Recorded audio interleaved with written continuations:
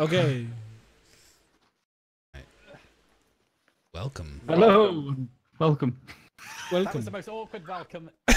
After you. No, please. After you. I was just like, let's just ruin it. Let's make everyone's shit go crazy and let's go live straight away. Oh, is it loud? Is it loud? Well, my ears? Is it loud? No. What's loud? Oh, God. God. Definitely me. No, this is what pisses me off with the sound. Should be okay, right? My ears. Well, I'll just talk quietly and be fine. I'm taking it. Don't talk shit about my sheet. How are you boys doing? Oh, there's Trash. Trash is here. So, due to popular demand, I have added the text bar in minute text.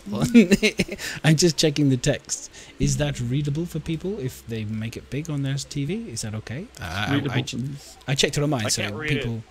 Okay, so people, because a little bit of a request has been from YouTube is people like, oh, we really want to be able to read the chat and carry on with chat and see what people are talking about. So I've added that. I can only add it for this layout.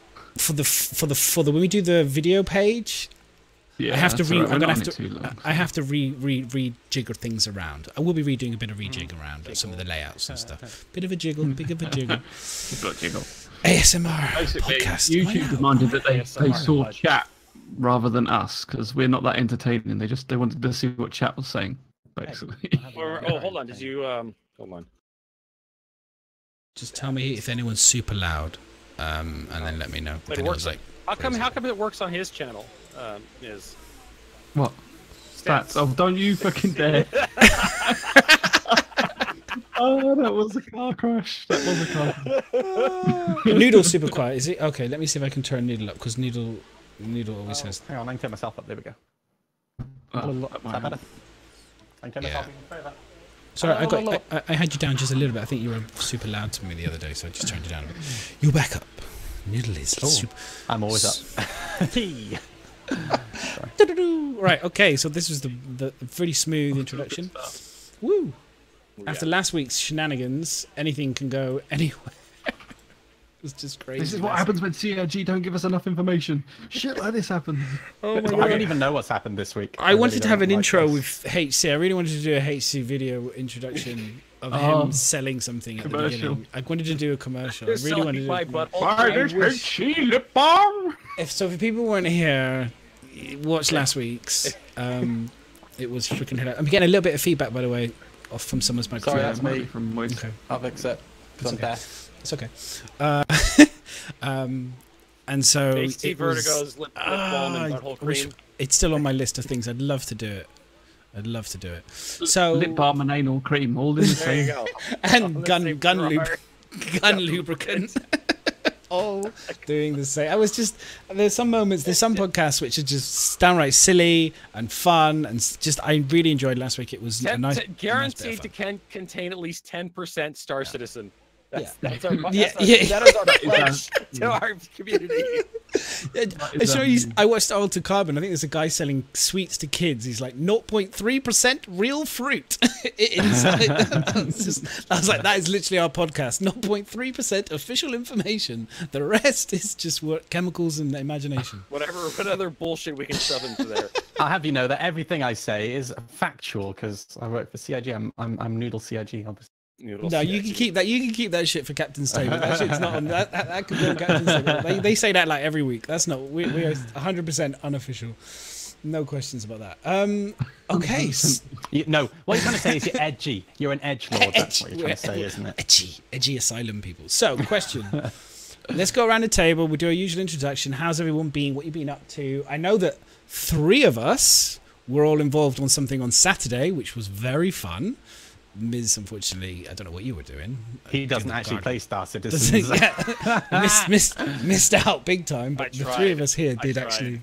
My wife nearly murdered me after it because it was like meant to be like. It'll be much longer than I. It'll be like half an hour, love. Don't worry, it'll be half an hour. 4 hours I like later. my balls where they are. So literally 3 hours of just getting on the same guy's friends list and getting into the server. Yeah, Madness, you did a fantastic job though. Well but that'll be. We'll discuss it later. We'll go around the table and then we'll do a final chat and then we'll get into Star Citizen other news. So we'll go around the table. So, Miz, what have you been up? We'll start with the kind of going across the table, kind of clockwise. So, Miz, what have you been up to this week in Star Citizen and just generally? Well done. There we go. That's Miz done. Have we lost him? Crashed. He might have actually crashed. Oh my god. Stick a fork in him. He's done. Thanks, Miz. That's brilliant. Thank you for joining us, Miz. Oh, bless his that heart. picture is awesome. It's like literally, it looks like he's just frozen. Perfect moment. Perfect. You're in the headlights. That's perfect. This is the best troll ever. It could be the best troll ever. Oh no. He's Oh no, my camera! What have you done? I'm gonna give it a second. Sorry, HC, because if I move you and then he comes back in a second to see if he comes into chat or if his internet has died. So at the moment, this is for anyone else. We used to have a system in place because wonderful XSplit and Zoom were in unison together as programs, so that if somebody left, you didn't have this happen. Now, because of an update from Zoom, this shit now happens again. So I now have to screen grab individual people. It is a ball ache and a pain in the ass. Yeah, so hopefully, supposedly Skype is trialing SkypeX, which is supposedly using a new system which is going to fix this. So I've got SkypeX installed, and I will be testing it this week to check to see if it actually enables. It's specifically designed for podcasts and stuff, so hopefully that's going to work. We'll give Miz a few minutes to see if he returns. Oh, there he goes. He's out of Discord. Is he back in Discord now? No, he's out. He finally crashed out. It's finally crashed out. That's okay. It happens. Oh, well. He was having problems before. He said his Discord was crashing or something, so maybe his internet's gone. We'll see what happens. We'll see if he comes. See if he can get on his phone. Okay, here we go. All right, yeah, there we go. Yes, you made it back in. Awesome. Make yourself comfortable, Vertigo. Let me see if I can just. Adjust you slightly, HC. Let me see if I can just give you a little bit. Just bump me over, why don't you? Yeah. Just bump me over a little bit. Hashtag professional streamers. Woo! There you go. There we go. There you go. You're in. You're in for the time being. Perfect. So, anyway. By the way, apparently Vertigo's mic is super quiet. Oh, Vertigo's super quiet as well. Yep. Okay. Why? Sounds fine on Discord, obviously, but yeah, it's the usual. Right, HC. Oh, you know what I could do? I got a volume thing on my sorry. I can just turn the gain up on my mic. I just had you down. It's fine. A lot of people were just down on my headphones for way better. There you go. Yeah, you were just down like 40%, Nice. so I just whacked you up. It's fine. I'm sorry. Am I a little too loud too naturally? There he is. He's back.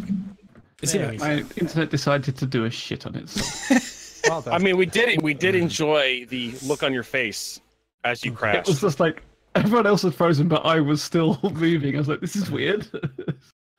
How do I join back? HC, okay, so HC still technically. We'll wait to see where Miz ends up, because now everyone's going to do a seat roulette. Oh yes, I love roulette. Everyone's going to move seats now. Pro stream, guys, pro stream. It's nice to be back. Nice. I thought had this sorted. I was like, yeah, it's all good. All got this sorted. No, organised. This is like... 9 o'clock. I'm even 5 minutes early with the thing. I'm still moist noodle. There we go. Hey, moved. How many kids do you have, Madness? Now I've got 2 kids. This is about what it's going to be like when they start fighting. Yeah. It's just nothing's going to go right in your house again. Yep. Yeah. Let's make you co-host so that it doesn't fuck Zoom up when I leave. Yeah, I should have known something was dodgy when Discord was messing up like 2 minutes beforehand. There we go. That's good enough, right? See, how good you are as a podcast is how well you can cope in a situation like this. Yeah. How well you can capture people's attention. We're shifting over just to check, because I'm Right, going to have to make... yeah. Because HC and Miz will have shifted over again. There we go. I mean, you didn't really need me here for the first part anyway, because you was all talking about your fantastic Saturday. So We were. Oh yes, we were talking about you the had fantastic the opportunity Saturday. to be there, not buy there. bye there. But you did Let's have the just opportunity. talk Everyone about had it. Let's just talk about it. We had what was it? 4 hours of negotiations to actually get to any gameplay. 3 to 4 hours before you got to actually do anything. Those Oh my god! space Oh my bros. god! Bloody Okay, hell. so They don't half drag things out. let's tee it up for anyone that wasn't watching, because I think most of the community was watching it, or anyone that likes Star Citizen. But let's just talk about it. So what was it? Because Moist, you're part of obviously the group, the Space Bros group. So you can pitch it up. Tell us what was the plan and what was going on. So really, it's a big thank you to the few. I think without the few, these events really wouldn't happen. And he does put a lot of effort into them, and it is quite stressful for him to set them up. The man has the patience of a mountain. Yeah. I swear to God, I would have just given up halfway through. I would have just literally flipping my desk. Fuck this! Everybody just get it. Just fuck off. But yeah, the idea was it was every Saturday the Space Bros put on a different sort of 50-person or 25v25 event, and this week it was Capture Korea. So it was 2 teams of 25, and the idea was that we started off in 2 separate locations, and then we all descended upon Korea at the same time, and each team had a nominated person with a 5-point crime stat rating, and it was the first team to get that crime stat rating to 0 was the winner. And it was quite close, because the team that ultimately didn't win initially had control of Korea, and it was very difficult for the other team to get in and take it back. But yeah, in the end, my team did win. So who were the 2 people that had the 5-star rating? I'm actually not sure. I think we ended up. It was a couple of. It was Totem. Totem Man was the one that was on our team. Totem was the first time in. He joined Champions, and he won clearly. Because can I point out that he's actually a professional CS:GO player? So although it was his first time playing Star Citizen, like he wasn't a noob. Totally different game, man. Totally just point and shoot. Is he probably going, what the hell is this shit? Why isn't this shit working properly?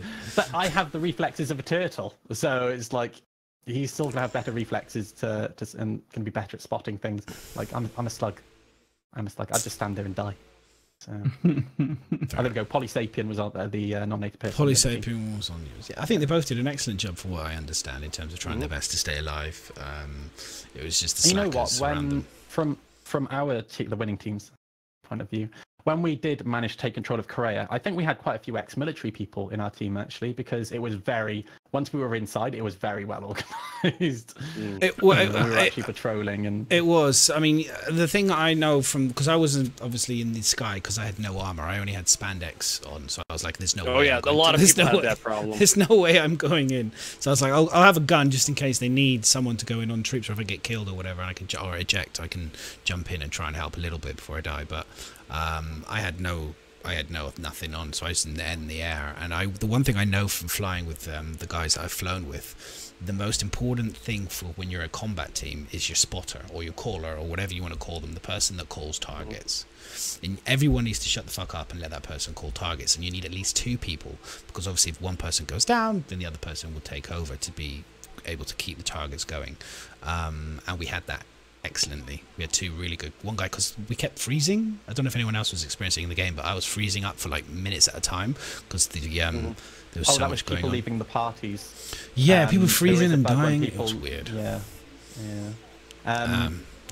But for us, first of all, I think the thing that didn't help the Fuse team was the fact that he wasn't too familiar with a lot of the skill sets that different people had. So Matauchi was being clever when we were picking who was going on what team, because it was a bit like a schoolyard sort of game. Oh, it was proper. It was like proper school. Game.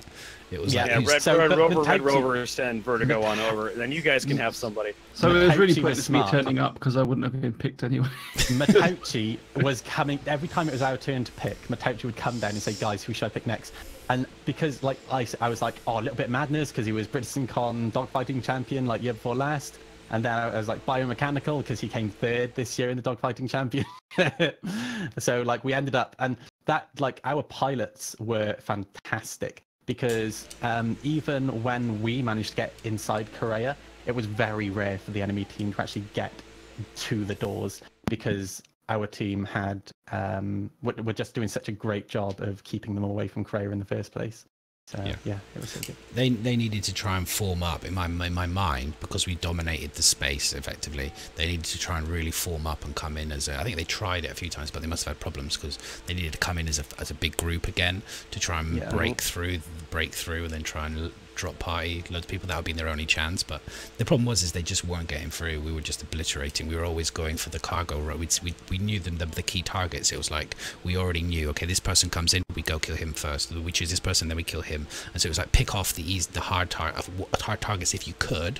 If you couldn't, don't get distracted by them. Because I think there was one guy, Taco, I think his name was, like, he was very hard to kill, so we just left him. Do you know what I mean? Because he was distraction and taking too many pilots. So it was like, okay, leave him. We'll focus on, and that's the thing, is you have to be, that's where the communication is so important.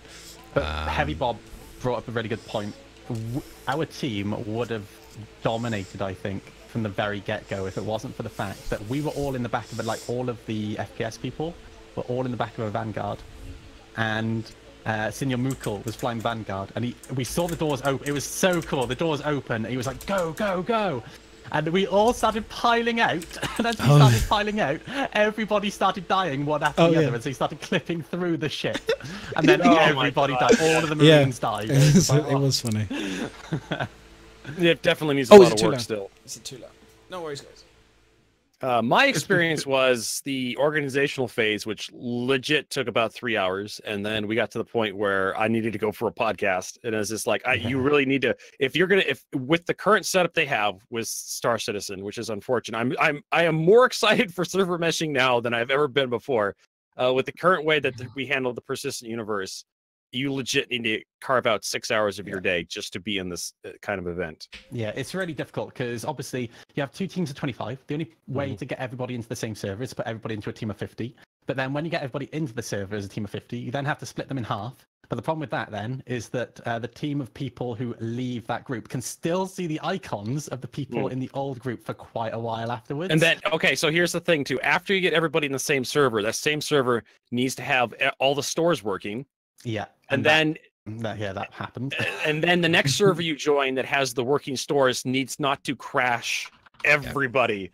Yeah. Or even the worst thing is when 1 or 2 people crashed. What happened was 1 or 2 people crashed, and then a couple of trolls managed to get in with their tallies. So then they were just sitting above, and they were just like, firstly, I was like, what a dick. You had a huge opportunity. Just be patient and wait for your opportunity to troll. Don't just sit above everyone, because all you'll just go is, who's that person in the tally? Oh, it's so-and-so. Oh, he's a troll. And then there was a few people like, well, we can't get in. Oh, it must have been Eradicator. We'll just, and it's like, oh, we'll just leave then. So it's like, it misses opportunity. It's like, take your ship, fly away, watch the screen, wait for everyone to come, and then come in and start firing off your missiles. Yeah. Just hide in a bush somewhere at Al-Asar. Just wait for everybody to spawn their ships and fuck off to the objective, and then spawn your tallies and come in and start blowing people up. Worst troll I've ever seen. Anyway, but anyway, at least we didn't get that. It was no trolls, and it actually was a lot of fun. It held, amazing thing, it did actually, apart from those weird freezing moments, which were very annoying, I was getting pretty decent frames for considering there was a lot of people. I was getting steady when it did hold. But that's and it didn't because freeze. we had FPS. quite a few people who were just Marines, so there weren't actually that many ships being spawned on the server that were causing issues. But the huge thing to point out is that we've actually, for not this event, well, maybe for this event, but the event before that was featured on ATV, we actually received a thank you, or rather the few, and Texas Skulls received thank yous because CIG actually managed to get some really impressive telemetry and information from the servers for that event. And I'm assuming, again, like the crashes and the servers not spawning stuff in the stores, like they're going to be looking at the logs and looking at the data for that, and I'm sure they're going to be analyzing to see, how having that's what I was telling everybody. That's what I was telling everybody when I was advertising for it. Even if we don't have fun, the CIG will have telemetry that they can pour through to make the game better in the future. Exactly. Might as well show up and try. Yeah. I think there's nothing new about this. I mean, honestly, I know it sounds like Miz is probably we've done it, but with just smaller numbers. I've tried to do this. We did this lots of times with Career. That was the FPS combat zone of 2.5. It was like, we made it. That was it until we expanded. So it's nothing in terms of new, but what was great about it is just the numbers. The numbers make such a difference. Like to have so many people. and so many different types of ships as well. I was really impressed. It was like, oh, wow, like watching. We had like people, like you had to decide. It was like, okay, I've got a gladiator. What ships do you have? I've got a gladiator. You got this. You got that. And it was like the next person, like, what have you got? You've got this. You've got a hoplite. You've got Aurora. Come on. Yeah, exactly. You got an Aurora. What were doing wrong? Why didn't you just bomb it with Aurora? Yeah, it's like you got a saber, okay, but I haven't got a saber. And then I was like, I spawned a saber, but it only had 2 guns on it. Or then it was like I had to get a gladius. It was oh yeah, they'll fix that. But it was great. It was great. I think we all here, the ones that went to it was fantastic. I think we'd like to do more. I think, Miss, you need to kind of come along next time and enjoy yourself and have some fun. Maybe we'll do a crash. You can crash into the planet first. You'll probably win that one, no problem. Let's stick with who can take off without crashing first. Once we get past that, let's go through the stages. The rest of the game. Miz is basically he's got a 3-year plan, slowly working his way to planet landing. So I'm hoping we'll do more. I don't see why not, right? I mean, they'll do more. This is not gonna. I can't see this stopping. Yeah, it's not ending anytime soon. No. They'll be doing this lots more. I think it's like anything. The Few does games like this, doesn't he? This is his bag, so it's like you just keep growing, and maybe you'll have a massive 25v25 sumo battle royale, which should be hilarious. That'd be good. I'm looking forward to all the network fixes and whatnot coming this year. And really looking forward to that. We had surprise sort of party improvements for 3.2, so I'll be interested to see if they tweak stuff for 3.3 as well, especially now we're doing events like this. Oh yeah, because one of the things that happened, not this event but the one before, Underscore was actually, quite a few devs were in chat, and it was it was the night that maybe it wasn't. Anyway, I digress. It was when they upgraded parties, so you could get, I think it's like 80 people in a party now, and we wanted to see like how many people we could get into a party. Is it 80? But either way, 64. I remember that patch notes. Something it was. It was 64. But then yes, right. And then Underscore was actually counting to the few, saying, right, you've got 60 people, 61, 62, 63, 64. It's like, right, you've done it, 64 people. And then a few seconds later, he just types 65 ... 66 ... And something had broken. The limit wasn't actually working. And of course, we then tried to take like 70 people into a server that has a cap of 50 people into it, and that just completely dirted the entire system. Yeah. So that again, it just provides really useful information to CIG. So that's why we do it, really. I'm sure when they put the group limit of 64, they're probably thinking, well, it's going to be a long time before we get anyone doing that. First thing someone says, group of 64, yes, we can do that challenge. Thank you very much. Hold my beer. That's what we do, right? That's what the community does. They literally finds ways to. We are literally finding ways to break shit, and we enjoy it. We actually, that gives you like a great little badge of honor, right? You stick on your shoulder and you're just like, I broke the fucking server, yeah. This is just awesome. It's awesome, but it was good, and I'm looking forward to doing more. I just need to. I think what I'll do next time is I'll be like, I will wait for 2 hours and then try and join, rather than sit around watching it for 2 hours. I know. That's pretty cool. Maybe you can have some pre-registration thing to get most people into a group before you. We've tried. I'm pretty sure we've tried that before, and that half the people don't actually turn up. So it's like. Yeah, but it might. I don't know. I was going to say that might get you at least some into a group. But you show up, or you don't get invited to the next one. Tickets like that. It's like a bit like CIG tickets for sale, right? You just put the first load up for sale, and then people buy the premium ones, and then they can buy the next level ones. Or instead of picking teams, just someone just sits and goes, right, you become a team for somebody, and just go, right, you're there, and just go for it. Don't let people say, oh, which one do you want? Because that just takes too long. Yeah, you're blue, you're red. And just fight. You're not worried about real balance at the moment, anyway.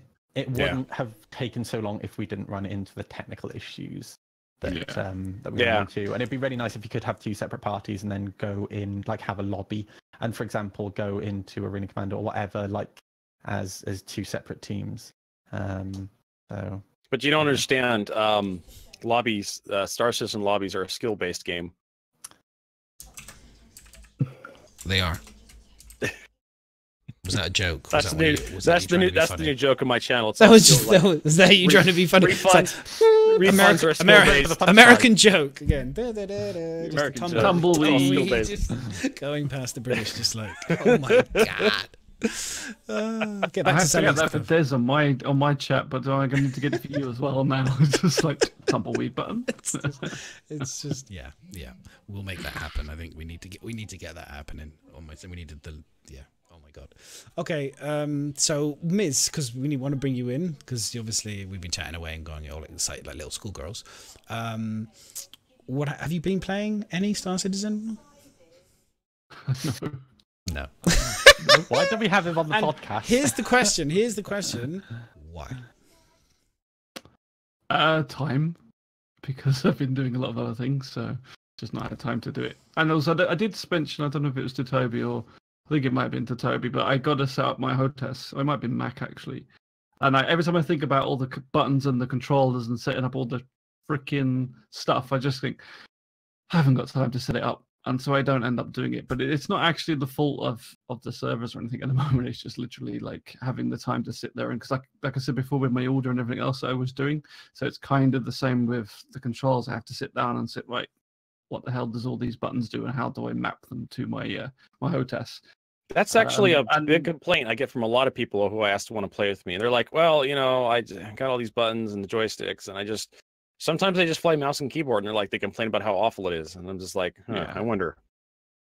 I mean, I flew mouse and keyboard for quite a while. My joystick and hotess I think was last Christmas, so I've had them for a while. They were set up for one of the patches, and then I think I forgot to export it, which really didn't help. So I actually started using my Warthog for the first time this week, and I'm having the time of my life. I have found that I'm a lot more accurate with my hotess, and I'm just using pretty much the default setting for the Warthog. I find I'm more. Oh, go ahead. But I am aware that there's not sort of default settings for every sort of hotess that exists. So I find that when I picked up a joystick, I was far more conscious of where I was flying and what I was doing. It's just far more intuitive control. Yeah. Oh, I'm sorry. Do you need me to zoom in, Madness, a little bit? No. I just made you a little bit bigger. I was just making you. I just thought everyone else looks like they're quite big and dominating the American at the moment, kind of crushing, like slowly. I just want to turn the tides. How's that? Is that better? Just here. That's just beautiful, moist. Thanks.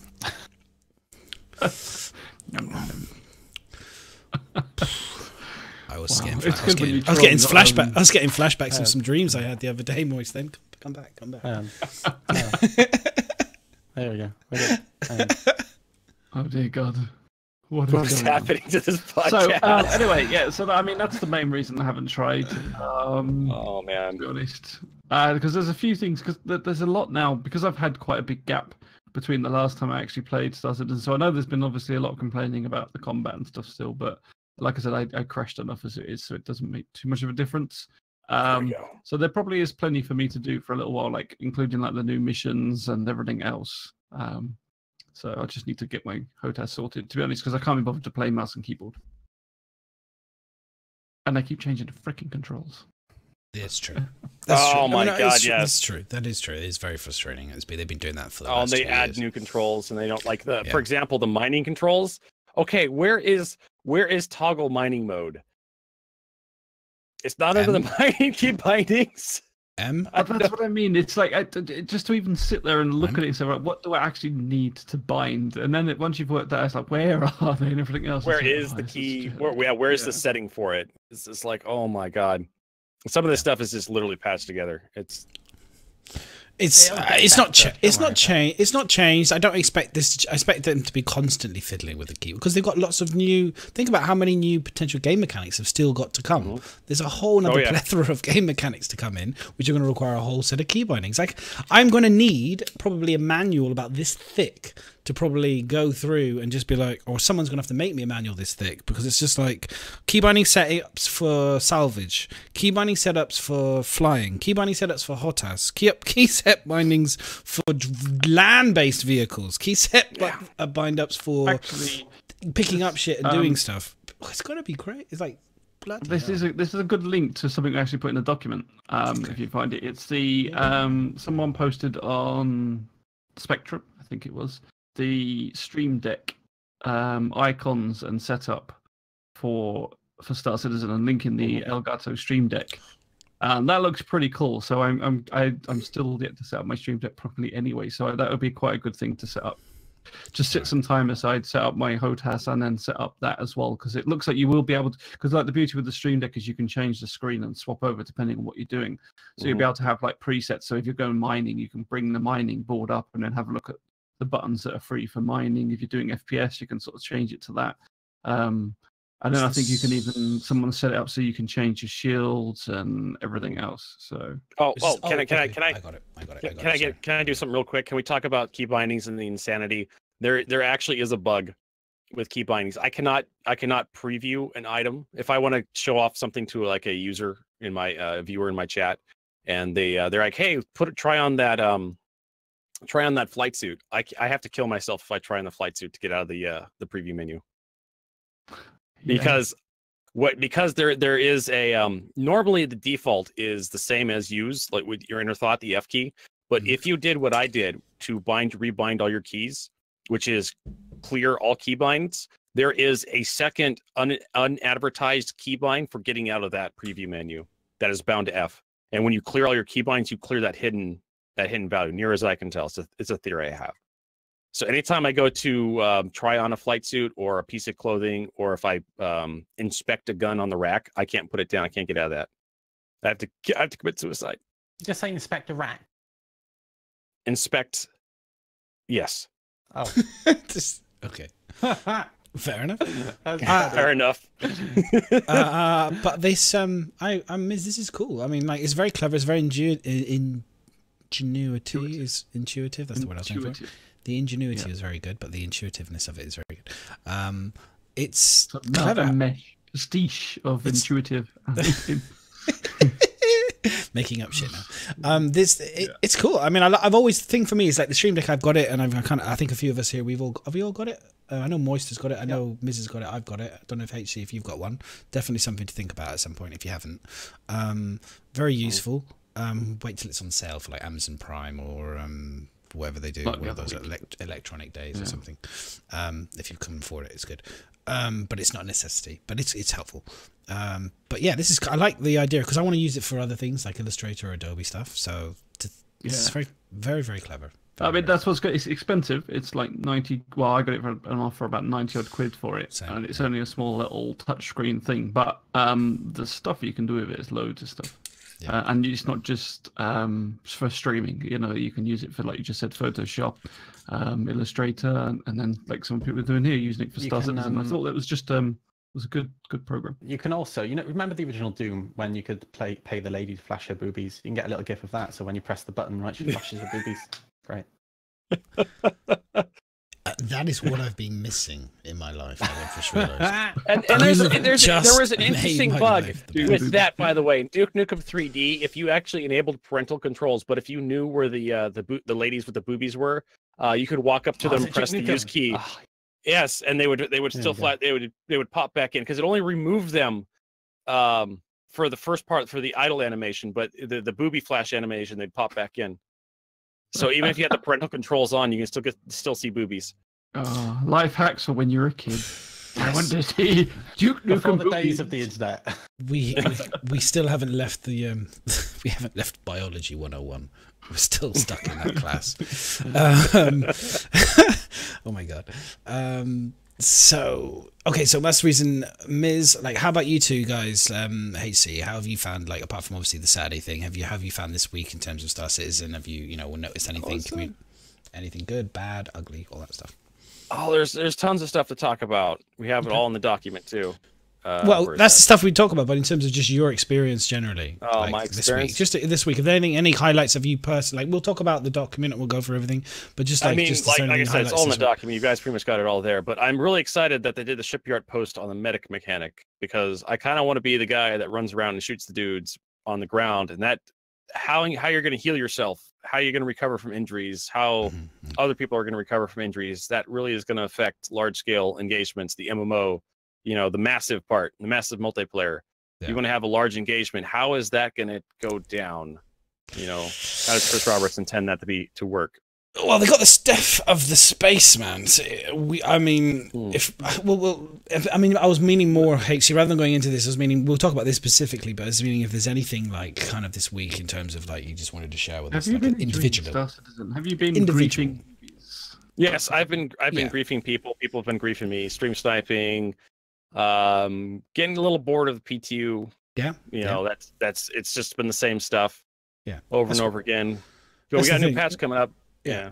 That's more what I mean. We'll get into the nitty-gritty stuff. Is there anything individually to you that's been interesting this week about as you've been playing and streaming the game? Because you stream it more than anybody in the community. Yeah.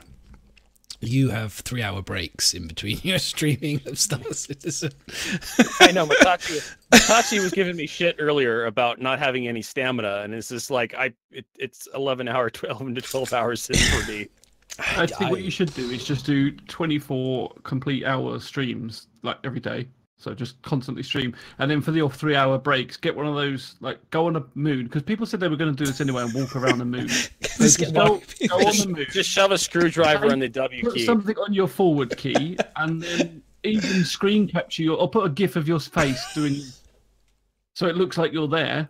And then just leave it for 3 hours and see how long, because people will come and see you walking around and then maybe just have an automatic response that says, I'm walking around the fucking moon. And then just have that playing every 5 minutes. And people will think that you're live and it's fine. Yeah, it works really well until they hear him snoring in the background. we had that when I was a mechanic, we'd have a joke about that where you'd get one of your air tools, you take a nap underneath the car or something, and you have one of your air tools set to a timer, and you just occasionally just hear from underneath the vehicle, vroom, vroom, vroom, and pretend you're working. That was one of the jokes. This bolt's taking forever to get in. Moist, how about yourself? Anything individual for yourself this week that's been special that you want to kind of share? Partner push. So that's a big one. I took a bit of a risk, like talking about it openly, I think, but I was quite aware of the fact that I wasn't far off unlocking the application for partnership, and I'm still like I'm so frigging close. It's really annoying, but they changed the requirements for Path to Partner, which is the thing that allows you to apply. So literally the week that I started pushing, they changed it so the average of 75 viewers over 30 days no longer includes hosts and raids, only viewers you've built yourself. So it's actually become, where they made it easy to become a partner, they've made it slightly more difficult again. A lot of people, a lot of streamers were abusing that. They were doing the host raids. I think, there's a lot of stream parties, a lot of these groups. Dare I say it? I'm just going to like things like Redacted and Space Bros. You guys have, I'm just going to be clear about it. Nothing wrong with it. It's a system in place. It works really well. But but by doing that, obviously, that's really interesting. The Twitch has done. I mean, I don't know why. If someone comes over from a raid, does that mean that's it? Like you're never going to get counted because, as long as they built that raid refresh, mechanic.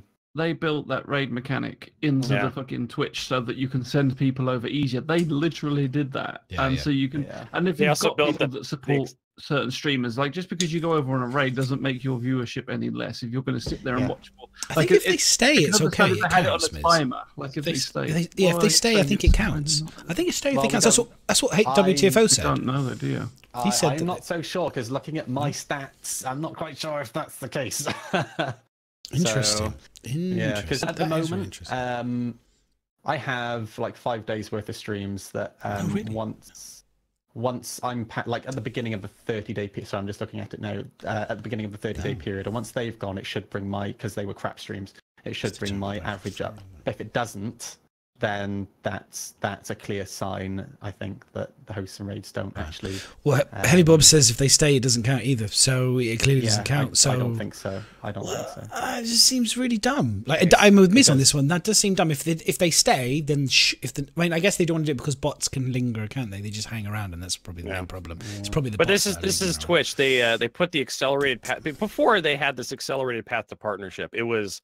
You had to be somebody. You had to really build your channel into a fairly this even with this nerf to the accelerated partnership, they've still lowered the bar for partnership significantly, from my understanding, on Twitch.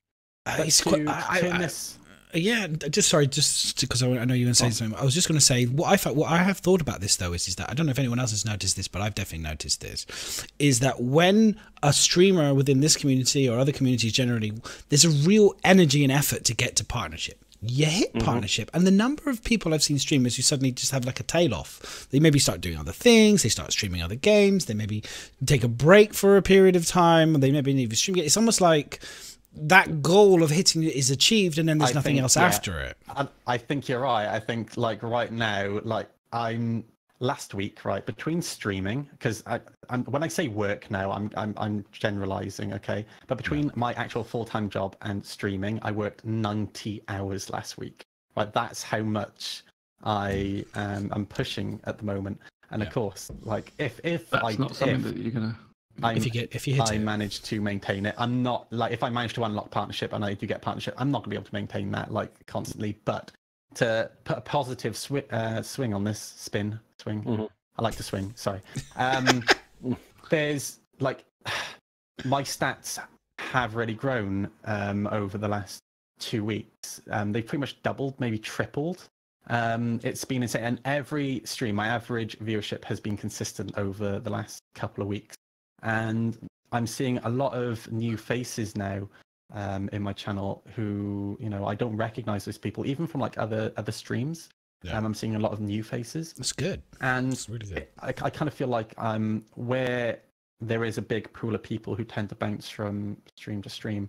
I kind of feel like I'm starting now to develop my own sort of core little group of people, which is really, really nice. And also the support of people in my chat in the last couple of weeks has been absolutely phenomenal. And before I actually started publicly saying I want to push for partner, I was having a conversation with my manager at work, and I was like, I don't know whether I should actually talk about it, because if it doesn't end up happening, I'm just going to end up looking so foolish. And she was like, well, if your viewers and the people in the Star Citizen community are already as supportive as you say they are, then it doesn't matter either way. They're going to support you either way. So you can always do the Star Citizen, join the fight 2018, and you can just 2019 push for partnership. 2020. This is the year, everybody. This is the year.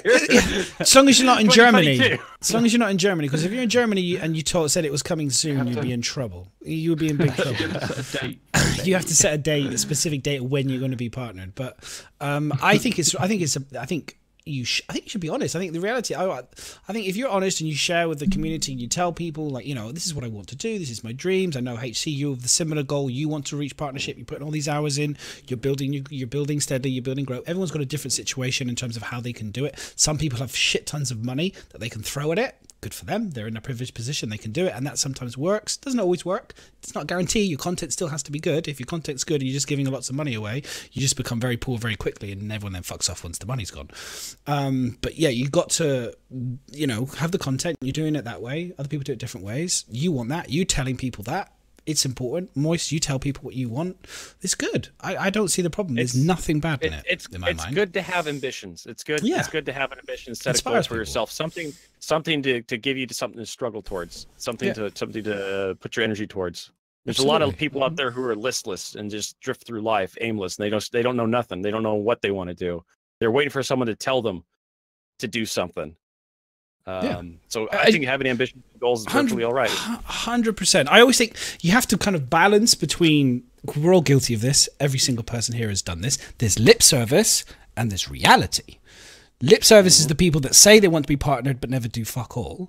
There are other people who say they want to be partnered and who work their asses off for it. People like, there's lots of people out there who do it.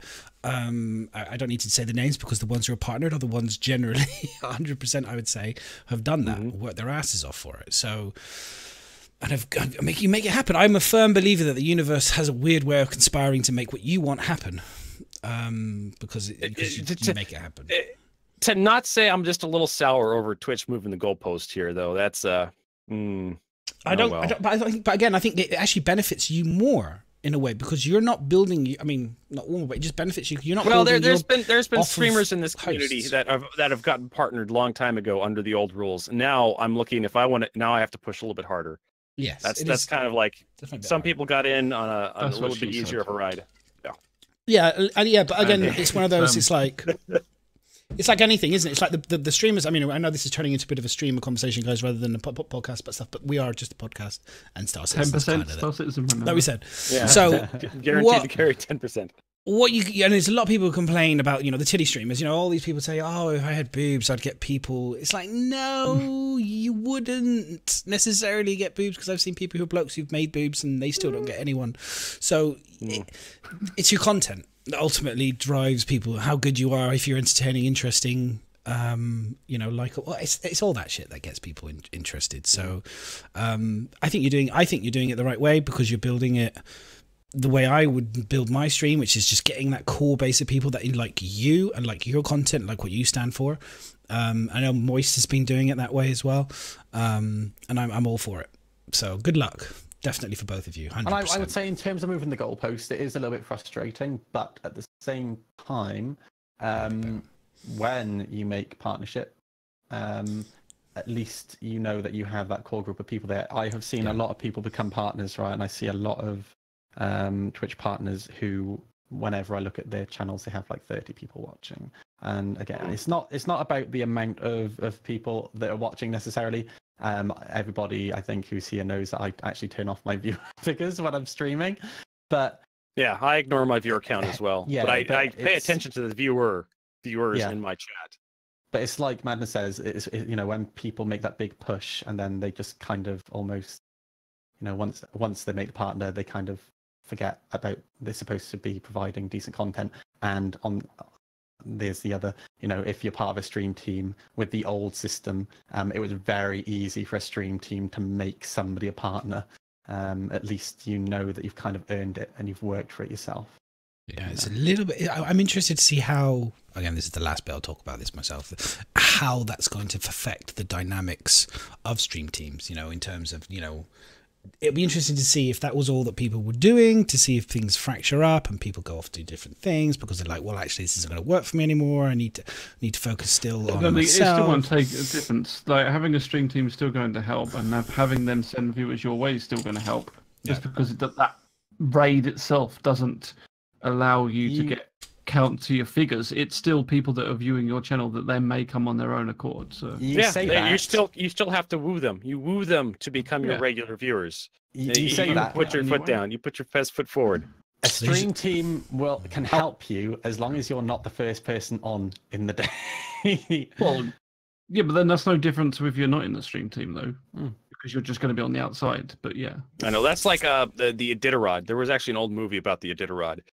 Being the first one up the mountain in Alaska is not the most ideal solution, because you'll be the one blazing the trail for everyone behind you. You're making it easier for everyone else. So I understand, Moisty, what you're talking about. Takes a special type of person. I think I love the idea of being the person that's blazing the trail in front and never really care about the other thing. Do you know what I mean? That's my type of personality. I love all that stuff. So yeah, that's kind of cool. I've always liked it that way. That's pretty cool. So to be a moderator here on the so we've been talking way too much about Twitch. Let's talk about trailblazing. Let's talk about Germany banning the use of coming soon. Yes, this is what we were leading to. Use of products.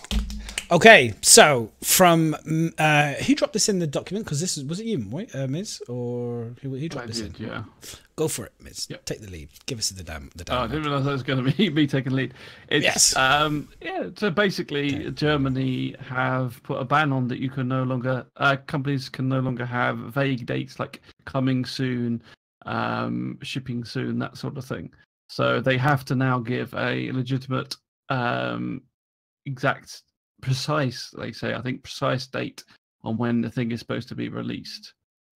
So if you're taking payment for the product before its launch, if you're taking, if you're like CIG does, they're taking. Everybody says it's a pledge or you're supporting. Well, if it's a pledge, why is there sales tax? You're purchasing a product. There's sales tax. There's VAT. It's a purchase. So what CIG is doing technically in Germany would be illegal under this new ruling. Might get in trouble. I don't know what we'd have to get. A lawyer would be curious to see that lawyer who did the last one, when the lawsuit was going on, pick through this and see how this could affect CIG. I'm sure they've got their lawyers and the solicitors all over it for Germany, because Germany, as we know, is a very big part of Star Citizen's community. Probably one of the largest. I've seen the the bar citizens from Germany, and there's always hundreds of people there. It's tremendous.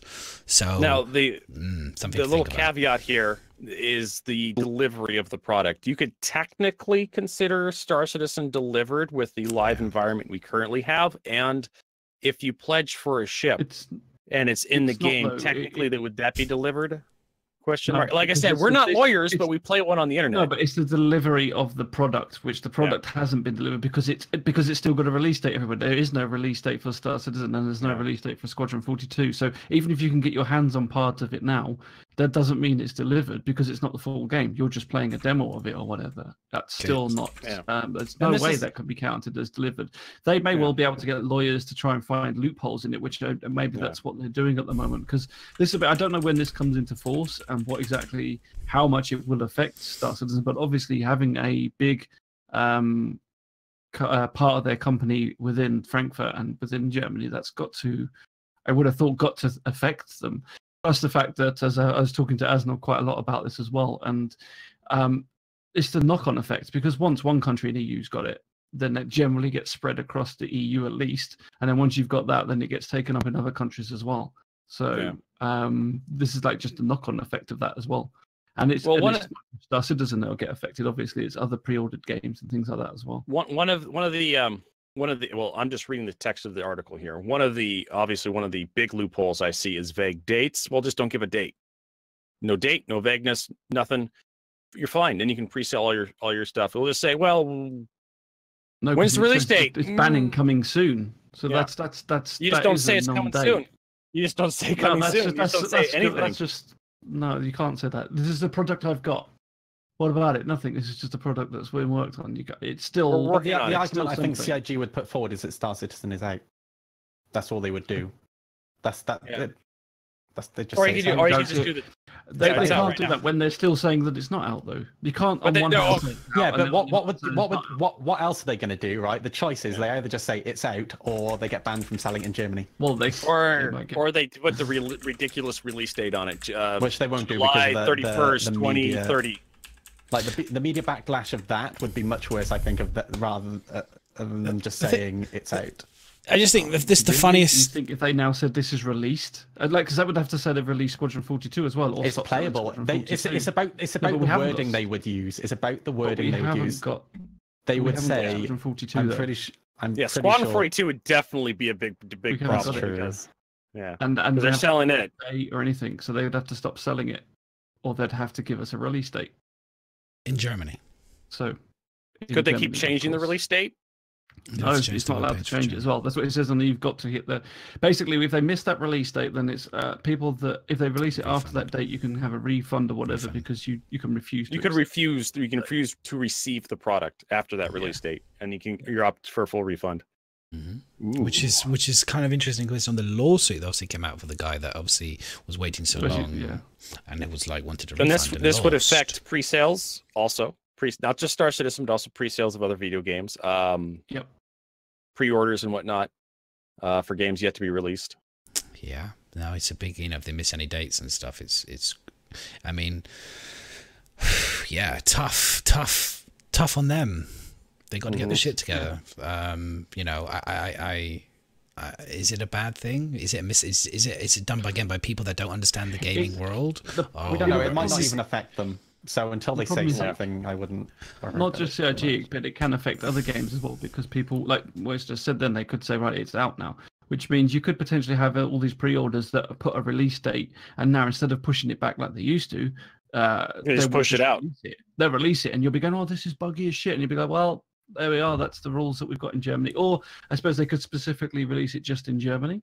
And just have Germany having it at a German version that's awful with a really shit version, and push it back everywhere else. I suppose that's another thing they could potentially. I mean, they've done that before. Germany has very tight laws on what violence you can show. I know Half-Life, the very first Half-Life, they had to change all the human models to be more cybernetic, especially if you could kill them, because you can't do real violence against people over there.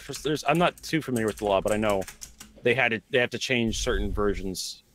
Video games for Germany. So do they not have like Call of Duty and stuff over there?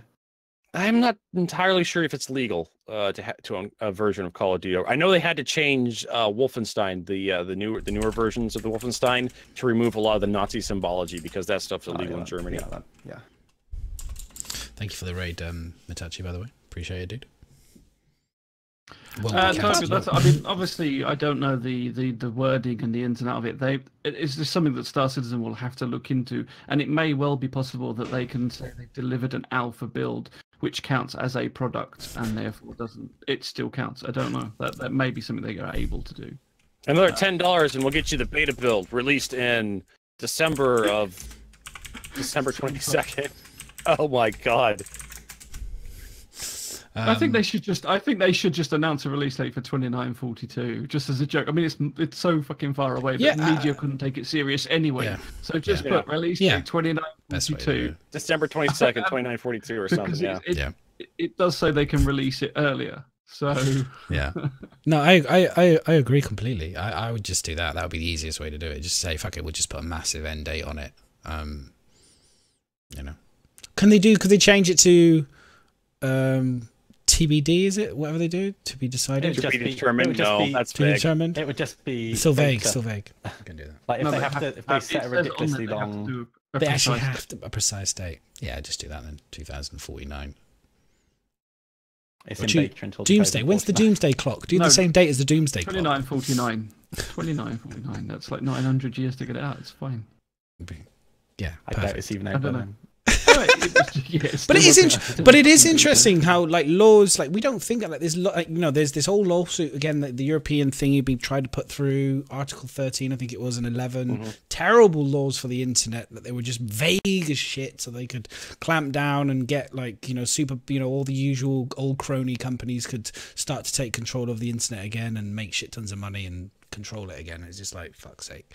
And so again, it's all this shit goes on that people just don't realize. I think a big part of the early access we've been seeing on Steam and things a lot have been probably a big contributing factor, because there are I remember 7 Days to Die. I've had that about 8 years or whatever long, and it's still in like alpha build 17 or something. So Warframe's still early access, but it hasn't released. It got released on consoles, didn't it? And I thought that's been fully released now, Warframe. No, last I checked, Warframe's still in early access. You know what popped up just recently? You know what horror story recently popped up in my newsfeed? The Culling. Anybody remember that? That was like the very first battle royale. No, never heard of it. There you go. Exactly. There's a reason why you've never heard of it. The worst thing that it was one of the first battle royales, and the development house just couldn't, and they tried to release a sequel to it essentially, instead of fixing up the first game that they abandoned. So there you go. All right, what next? Interesting. Roadmap updates. Roadmap. Yes. So roadmap. Anything exciting on the roadmap, guys? Anyone excited about? They've been making leaps and bounds on the network stuff. Network entity streaming. Oh my god. Let's talk about they actually finished something ahead of time. That's incredible. Until next week when they put it back again. Yeah, fuck you. They find bugs. It's only completed until they put it out to someone and like, oh shit, we found 100 new bugs, but it goes back again. But that's hype. That's great news. That's fantastic. Really excited about that. Hurston Planet is, according to this, 76% done. That is fucking cool. I can't wait to get my hands on Hurston, but we can only get our hands on Hurston if we get object container streaming. And the landing zone is 50%, roughly. I mean, I've saying 40 times. I'm rounding up numbers. I should be going down. My math teacher will be telling me off. You go down from 2, you go up from 5. So 40%. So it's only 40% on the Lawville, and it's 80% done on the Hurston. We'll go up to 80% on the Hurston Planet. That is exciting. Really exciting. I know. Because I know that Hurston, and if the network stuff comes in, we could get ships, boys. We could get ships in game. I don't fucking care about the goddamn ships. I want Hurston. We could buy ships. Yes. We could buy ships. That's huge. Oh, buying ships, yeah. Buy ships, not get ships. Buy ships. We could buy ships on the Hurston. I mean, I'm not that excited about the Hammerhead, the Mustang update, the Cyclones, the Phoenix. I'm not excited. I'm more interested in being able to purchase ships I do not have to purchase with real money. and being able to tell people who show up on my stream and ask me, can I buy ships in game with in-game money now? I want to be able to say, yeah, you can do that right now. Here, look. I get asked that at least once a day in my stream. Oh, I've not seen this game before. Can you buy ships? Okay, I'll stop asking it. Not now. Thanks, Miz. I love people saying, I don't want to buy. You don't want to buy ships in game until it's immersive. Are you fucking for real, Trivial? Oh, eat a dick. I mean, Jesus Christ. Are you serious? Just get some sellotape. Get some fucking sellotape. Put a monitor up in Port All-Star something. Just hold it up with sellotape or some blue tack, and just you push the screen and it spawns and it takes money from you. Done. And if it blows up or you crash, you lose that ship and you have to buy another one. Well, what's immersive buying ships anyway? Isn't that going to the console saying I want to buy this ship and then it gets delivered? Isn't that? No. You have to haggle with a used spaceship salesman. You think so? You should think it should be a barter system like in what other games are there? Like it should be like the social barter system in Oblivion, where you had to compliment the guy. You had that stupid little wheel thing you had to spin. I never remember that. Yeah, could you imagine like you go to your mate, how much did your 600 cost? Yeah, I got it for 2 million, and the other person like, oh fuck, I got it for like 20. God damn it, I got ripped off. Go back and shoot. Go back and shoot the guy. Oh god, shoot the guy. Living the dream there, Madness. Being able to execute used spaceship salesman. Just like walk in. You'll be like that. The police, the AI, FPS AI come in and like hold the guy next to you, be like, it was totally worth it, guys. He sold me one. And then you just go to prison. He charged me an extra 20 million on my 600i. Well, I got mine free. I told him I'll let his kids live, so it's fine. You have the intimidate option.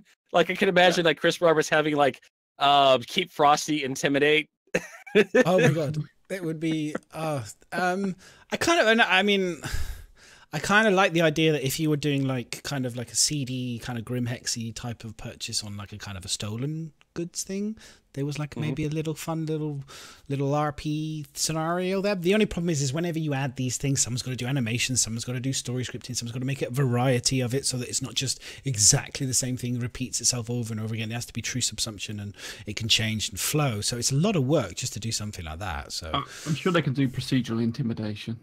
Procedural intimidation. How would you like to intimidate today? Punch in the face, kick in the balls, threaten family. Ooh, even like, how am I going to get intimidated today? Am I going to be intimidated this time by a kick to the balls, or is it going to be a slap to the face? Broken kneecaps. Let's take him out. Yeah. God. Take him out for a seafood dinner. It'd be crazy. But that's a big deal. I don't care what trivia. He's just talking nonsense. It's a big deal. It's a big deal for gamers. It's a big deal for people who don't have any money. You know, those new players. You know, it's a big deal for the scam citizen as well. That's got to go. It's like you can't call it a scam anymore. Why? Because you can get ships in game. There you go. No, there's no scam. I think CIG is going to move away from individual ship sales in the future, and they're try to sell more packages. You're going to see more stuff like the Loot and Scoot show up, where there's Cutlass Black as bundled with the Dragonfly. No, I can see the Loot and Scoot. It's 150 for a pledge pack, but you get a Cutlass Black and a Dragonfly in a single bundle.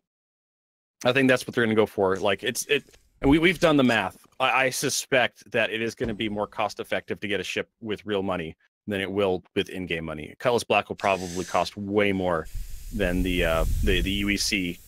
The direct UEC corollary, it'll probably be hundreds of thousands of UEC to get a Cutlass Black in game to outright purchase one. And it always comes back. I mean, this has been mentioned many times. It's like it always comes back to the idea: it's like, will they continue to sell the ships to buy? Because there's always this argument, and I hate it. And we spoke about it before, and I don't want to talk about it too much because we always talk about it. But it's the fact that there are the players that don't have the time.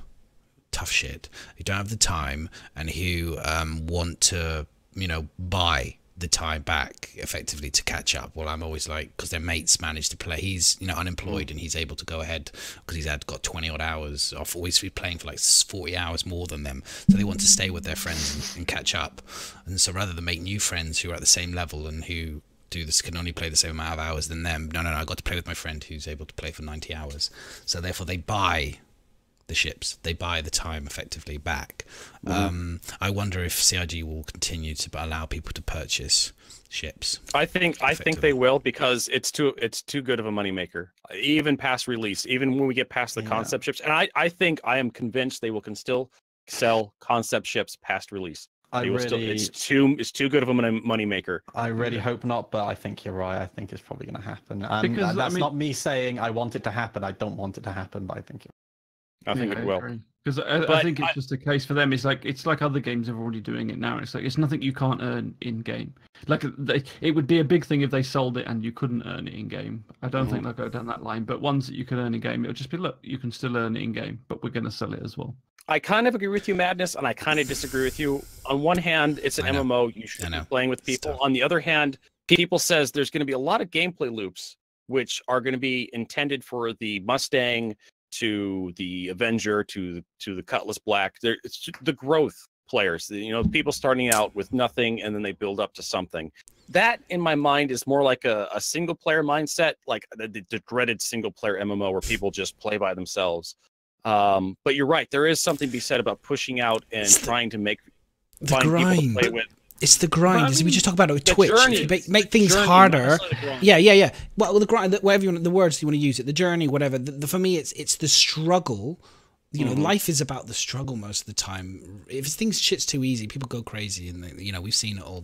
When the kids have got life too easy, they go off the wires generally. But when it's the struggle, and it just kind of it molds you and shapes your gaming experience, and that's what's fun. That's the adventures that you go on. And but for here's the problem, though. Cheapen it. You chip it. Molds you. Molds you. Only when you have concierge do you have my permission to wear the gold flight suit. I was molded in the darkness. I was molded in the gold. You merely bought it. Adopted it. Yeah, I had. The gold team. Can we get some gold team emotes for those of you who have access to them? Fantastic. Oh my god. Yeah. But anyways, here's the problem though. Like, if you make it too hard, if you make the grind too steep because you want to slow people's progression down in game because they can buy everything with real money, or they can buy in-game money with credits. If you slow the progression down too much, nobody will be able to play outside of a large organization. You'll have to have the organization grind credits, purchase equipment for players. And the smaller organizations, the people who just want to play together because, just like you said, they have good chemistry. They met each other. They found they like playing with each other. And it's really just everyone else just makes things more complicated. We got 5 people in our little group. We all sit down and have beers and pizza on Friday. We play Star Citizen all night after work and all Saturday. And that's the kind of impact we could have here. I don't know how the economy is going to look towards the release. I'm 100%. I'm torn. It literally is. I am torn between the two because I am literally both people. I know the experience of having free time and wanting to play lots, and I also I'm a man now. With a family and work and limited time. So, husband, father. Yeah, murdered husband to a murdered wife. Let's just go throw movie quotes straight in there. Name my son Maximus. But I mean, there's always having friends buy you ships though. Like, you don't need to, like, if you've, like you said, you've got one friend that's playing constantly and you want to play catch up because he's ahead of you, then put some of his money by him and he can buy you a ship. The few, we're real good friends, right? We're real good friends. That's now. That's the buy me Starship for everyone. He's just going to give them all away like Charlie and the Chocolate. Hey, the few, kids. Golden ticket. Golden ticket. He needs to do the golden ticket. Anyone a starship because he needs people to crew his 2 javelins. So his javelins. He does. I can just imagine you want to buy me a starship set to the you want to build a snowman from Frozen. You want to buy a starship? Right. Exactly. He's a dirty friend. Oh, but the few, I thought we were all shameless friends. Friend. At least he's honest about it, right? I mean, there's something to be said. He's doing it in your face. Please, sir, can I have some spaceships? and everyone else that's standing around, and you hand them out saying, yes, you may have a spaceship. All the other people are going, oh, for fuck's sake, why did I ask? Jesus, I've been lingering around here for a year trying to get a spaceship, but I didn't get one. God damn it, I should have said something. My father always said, those that ask get, those that don't ask don't get. It's very simple. So, anyway, philosophy.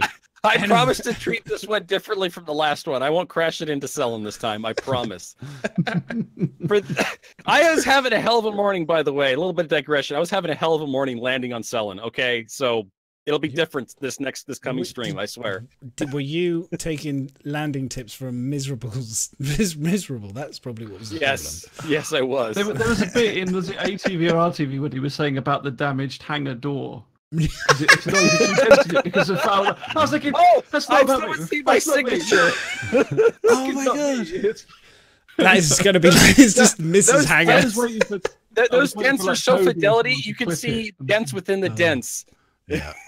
He came back for someone to clip it and say it was me, and I was like, not me. No, I don't. Does anyone remember? Like, there was in the UK. There's a show called Red Dwarf, and they had this thing called Smeg Ups. I love that show. There's a thing called Smeg Ups, and they showed the mistakes, and obviously with the original series had the models for the space models running into stuff constantly. And they had it on wire.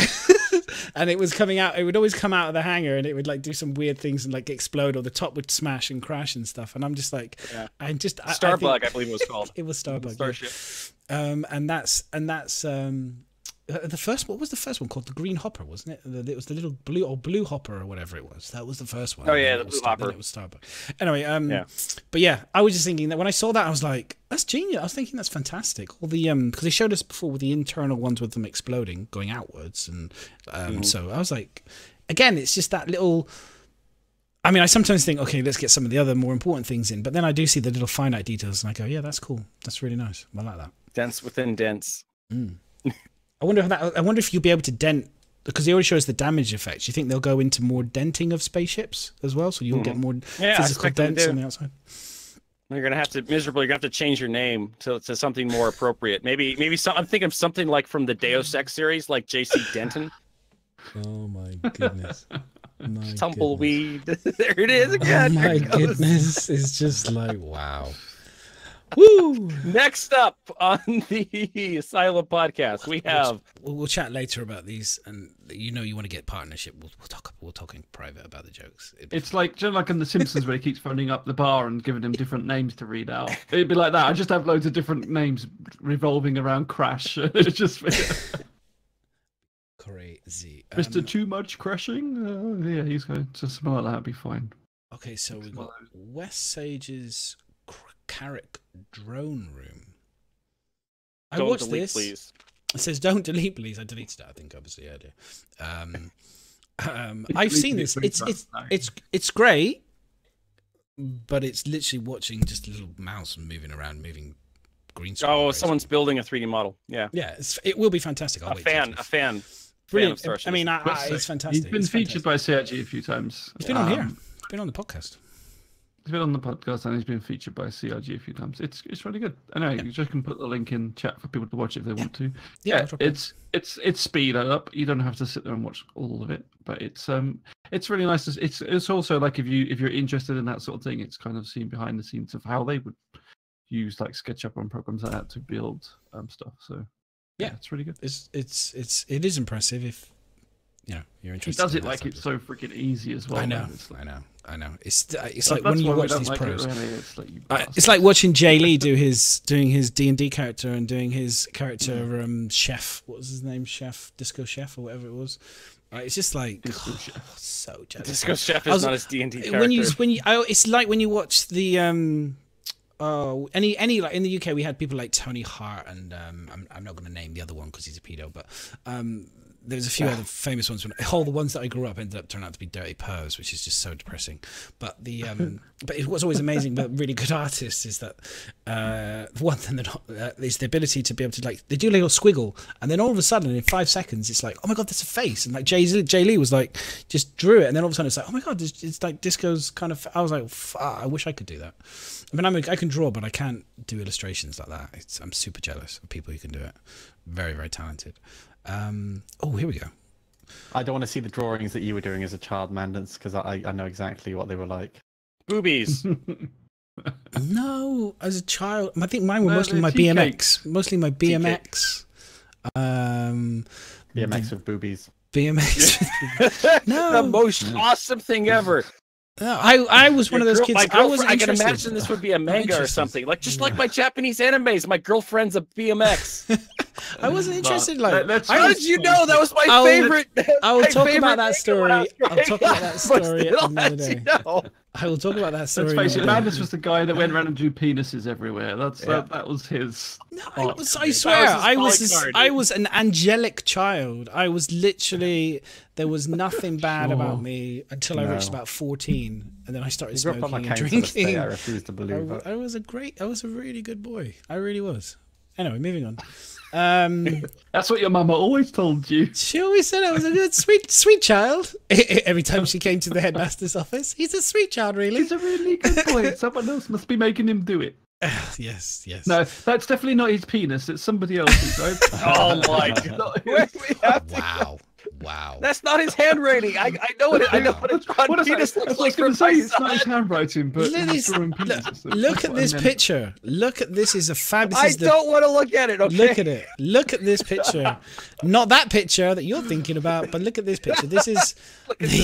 I'm trying to move this on because you guys have got stuck in a loop here. Star Citizen production state. This is a really nice. Look at all the ships and the variation. I was like, every time I look at it, I go. And this is still, we've still got a bit of time to go. Look at them tiny ones, though. I know, look at them tiny ones. Look at them great big ones. They got huge tracts of land, like the Pioneer. Isn't that fantastic, though? Can't wait to blow them up. Rework schedule 3.4, 3.4, rework schedule 3.3 for the Interestingly, what's interesting about the Mustang is that I wasn't a fan of the Mustang, the rework, when I saw it in the 3D. I saw the drawing, I kind of liked it, I thought it was good. From certain angles, it was like, yeah, it's okay. But then I saw it again, like we saw it, and I just was like, I'm not a fan. I don't like it. And then the fact that Chris Roberts has obviously given them some feedback, which was probably it's shit, do it again. And it's been moved right back again. Obviously, it's fallen right back. So I wouldn't be surprised if it misses 3.3, if I'm honest, and then gets pushed to 3.4. The Mustang. I'm not too hyped about the Mustang rework. I mean, it definitely is a ship that needs to be reworked. Yeah. It's got a lot of problems. A lot of the older ships have just huge engineering design problems that just cannot be gotten around. I'll give you the link. Whoever asked for that, there you go, there's the link. Yeah. Wherever. There we go. But yeah. Do homework. Oh no, there's the Redeemer. Oh, there's the Prowler. There's the Prowler. Yeah, so you've got in concept stage, Hull B. Interesting is the whole series. I'm really interested to see when they finally give us, because I think they won't show us the hull now until they've nailed all the problems they've been having with it. Well, they mentioned it on Calling All Devs today. Yeah, they've pretty much told us. Yeah, I might as well go for it now. You mentioned it anyway, but so Calling All Devs, they said that there's the last time they showed it was like last year. So they're saying they're having coding issues with getting it to expand and for the physics grid to expand with it as well. So that's obviously a major factor considering that's all that ship does. Yeah. Some other factors is they're saying that they're struggling with the whole, it's supposed to duck and everything. And because of the way they did the cargo underneath and stuff, it's like, well, how are we going to get it to dock? Which is kind of what everybody said as soon as they saw it. It's lovely, but you put everything on the outside. How are you going to land this fucker? So I think that they're kind of struggling with that.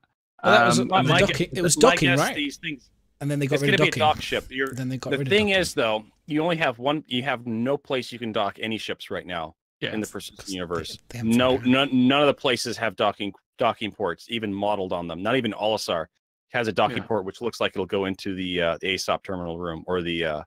So it's all external. You'd have to basically just park the ship outside. How are you going to unload it? You're just going to park it outside and just going to whisk the cargo is just going to disappear off it. off the arms. He did say that it talk about potentially not having that bottom. So when it was like sticking up and out, they said maybe not having the bottom one down so you can still land it would be an option. So the other fall over. Well, no, because as long as you've got the crates on both sides. Yeah, but have you not seen the springy landing gear now? It's just going to go... It just as soon as it lifts to one side, it's just going to be over on its side. It's going to like HCVertigo landed. It's going to be like a tripod. Yeah. So that was the other thing. And then the final thing they said they were struggling with is because of the fact that these ships are so huge, and at the moment everything's been dealt with as one SCU or half SCU. And so these things, it just, like, I presume what they're saying is like the numbers you would have to fill one of these is just absolutely crazy. So they need to look at trying to balance. And you couldn't. Yeah, they said that the trade runs this thing would do would be from like, it needs a long distance. Grim Hex. It would be distance. Yeah, you'd be basically going from orbit to orbit. You wouldn't land a fully loaded hull C. So you'd have to have 2 stations to pull up to unload, and your distance is we just don't have enough distance for this thing to be worth it. You destroy the economy essentially with this thing if you let it loose. Here's my thinking on this. Just on the thing, I don't see why they don't. Like, there's a few things you can either keep trying to work at the problem to try and fix it, and that's very admirable, and it gets you places and you learn new things.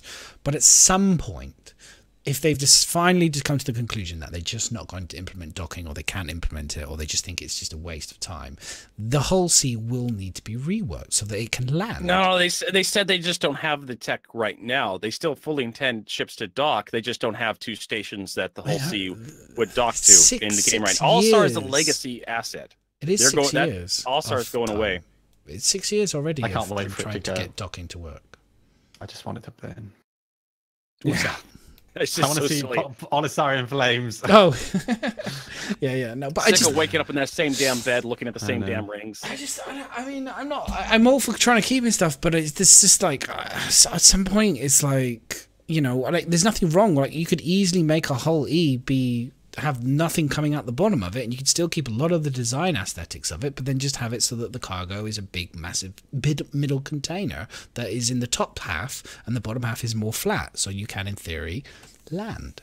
I just think at some point, if they can't do it, because cargo is important, and obviously people want to make copious amounts of money, I'm sure they'll get to that point. They'll make a decision. But I don't know if I'm the only person that feels like this, but I have absolutely no problem with a ship that doesn't dock. You have a little Argo that connects via a collar. You get into the Argo, and then the Argo is the thing that docks. Yeah. Maybe they did. Maybe what happens if it detaches? I'm trying to think. They could do it so the middle detaches in the middle, and then something then takes it away, and then it gets. Well, we actually this was actually a cargo system similar was tackled in a game called Independence War: The Starship Simulator, and its sequel, I War: The Edge of Chaos, where they had cargo containers with little MAV thrusters on them, and you would remote control the cargo containers, and then you would draw them into a ship.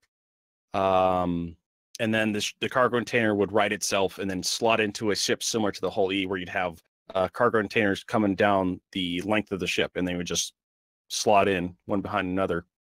You can do something like that with larger cargo containers. Just put little EVA thrusters on them to push them around remotely. They wouldn't move very fast, but fast enough to move them around a cargo yard. Again, yeah, you're right. But they haven't obviously had a dedicated team for 6 years. I misspoke. It's been, obviously docking's been something as part of their planning for 6 years, but they obviously haven't had a dedicated team on it. I don't know how long they've had a dedicated team on it. I'd be curious to know if we have a CRG person here that could tell us. They've definitely, since I've been here, they've definitely had different groups of people appear sometimes and do it. What the fuck is that, Moist? What is that? That is scary and creepy. Oh my god, oh my god. That's not a noodle. A nice noodle sausage. That is really some, like, oh my god, I don't know how to handle this delicately. That's a sausage, baby. That has blue hair on it. You may want to wash that off. You may want to wash that off. I'm just thinking. If you flipped that around slightly, you've got 2 balls and kind of furry kind of thing going on. Just saying, it's not the mouth that comes out of, it's the mouth it goes into. There we go. I did it. Wow. Yeah. Don't question it. Just accept that it's happening. That's phallic. I'm It looks no different to Sonic the Hedgehog, okay? It's a bald Sonic the Hedgehog, clearly. If you can't see that, I don't know what's wrong with your mind. It's something. It's something. Yeah, sorry. So yes, you're right, Boo. What were we talking about? Yeah, you're right, Docking? Boo. It wasn't 6 months, but 6 years of team. But they've definitely had people since I've been doing it. They've talked about docking. They said they definitely had people trying to get it to work at the beginning. Obviously, couldn't get it to work, or they decided to bench it. And then now they've obviously got people. I mean, people must be trying to figure something out for the whole. So, yeah, there's definitely some time has been spent on it for sure. Not 6 years, true, but they've definitely had a good chunk of time. So, yeah, okay, so I'm trying to think if there's anything else. I'm kind of excited about the Banu Defender because it's another alien ship, and I always like to see alien ships, so I'm excited that that's gone into work. That's great. Along with the, what was the other ship that's gone into work? For 3.3. Oh, yeah, 3.4. Where's 3.4? The Freelancer stuff. The Freelancer variants. Oh, yeah. I know there's going to be a lot of excited people here. A lot of old community people will just be really excited to see the Freelancer Max and Miz and Dur. I think I'm genuinely really interested to see how girthy the Max has become. We want a girthy Freelancer. Girthy Freelancer. The Mist, the Max, and the Dur. Because if it's quite wide, they might add the steps back to the front. No, the steps up the landing gear, the front landing gear. That'd be a nice surprise, wouldn't it? I don't think they're going to do that. I don't think they will either. It's all about girth. We remember those steps. You may not be able to reach the bottom, but you'll bruise the sides. And then what's interesting is talking about 3.5 now, which I always think is kind of crazy. Like you suddenly go, oh my God, we're now talking about 3.5 on, you know, it's twice now that people have mentioned 3.5. And I'm just like, wow, time moves on. I mean, it is a Star Citizen thing, though. As soon as one patch comes out, we talk about the furthest one away. Sure. Like, No, well, not on my stream. When I bring up the production schedule, I immediately close that tab. Like that's so far out. It's not even worth talking about for me. Yeah, I do get it though. I think Moise was streaming, and we had an interesting chat in channel with him because I was rabbiting away in his chat about like keeping things closer. And what was it you were saying? Something about, you know, madness. What are you talking about? It's fine to talk about ships that are like 2 years out, concept ships. And I was the Apollo. Were we talking about the Apollo? And I was like, for God's sakes, why do we give a shit? It's like 2 fucking years away, and it's a game mechanic. Defender. They haven't even confirmed. They haven't even confirmed space. You were being really salty. That's a surprise. That was. You don't say. Salty, I mean, they could literally realist. release the game and it'd still be salty. That wasn't salty. Everyone's you just misunderstood. Madness, misunderstood. You're not misunderstood. Everybody understands you. I think that's the problem. Reliant. The Reliant. Understand too well. The Reliant. Yeah, no one cares. That's a shit. I do. They got the variants coming out this year. They got the variants on the schedule. The news van. Maybe they'll unfuck the news it. Van. Okay, the news van. There's no way that news van's going to come out. I cannot wait to become April from Teenage Mutant Ninja Turtles and just flying around in my little news van, getting into trouble, getting rescued by my space turtles. The Jardin. But just think, Teenage Mutant Ninja Turtles, Teenage Mutant Ninja Turtles, Heroes in a Half Shell, Turtle Power. There you go. Oh my God. The event that you had on Saturday, if you had the news van, you could have had someone that's just like flying around recording it all. Immediately eat a missile. Immediate war crime. I guarantee you. You know what? But it's got like 10-inch hull plating. It'll be fine. Don't worry about it. As someone do the news van, I need to do a Superman kind of like, you know, get my character with the red flowing cape. We could do the color up, kind of like to go past the window, kind of pretend like it's kind of. I don't know. Moist, is 10 inches going to be good enough for you? I mean, hull plating. Probably. Let's go for 12. It's about the girth. Never complain about 12. It's about the girth. We better be taking some poppers for that. That's what I'm saying.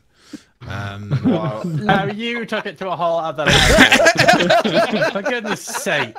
That's too far. I'm going to tell your mother. That's too far. Speaking from experience. I mean, moving on. Constellation Taurus. 3.4 and 3.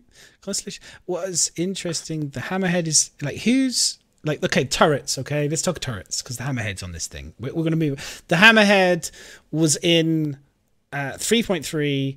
It's all about turrets. How have you found turrets to be, because they've been a big push. They talked about this very again on turrety.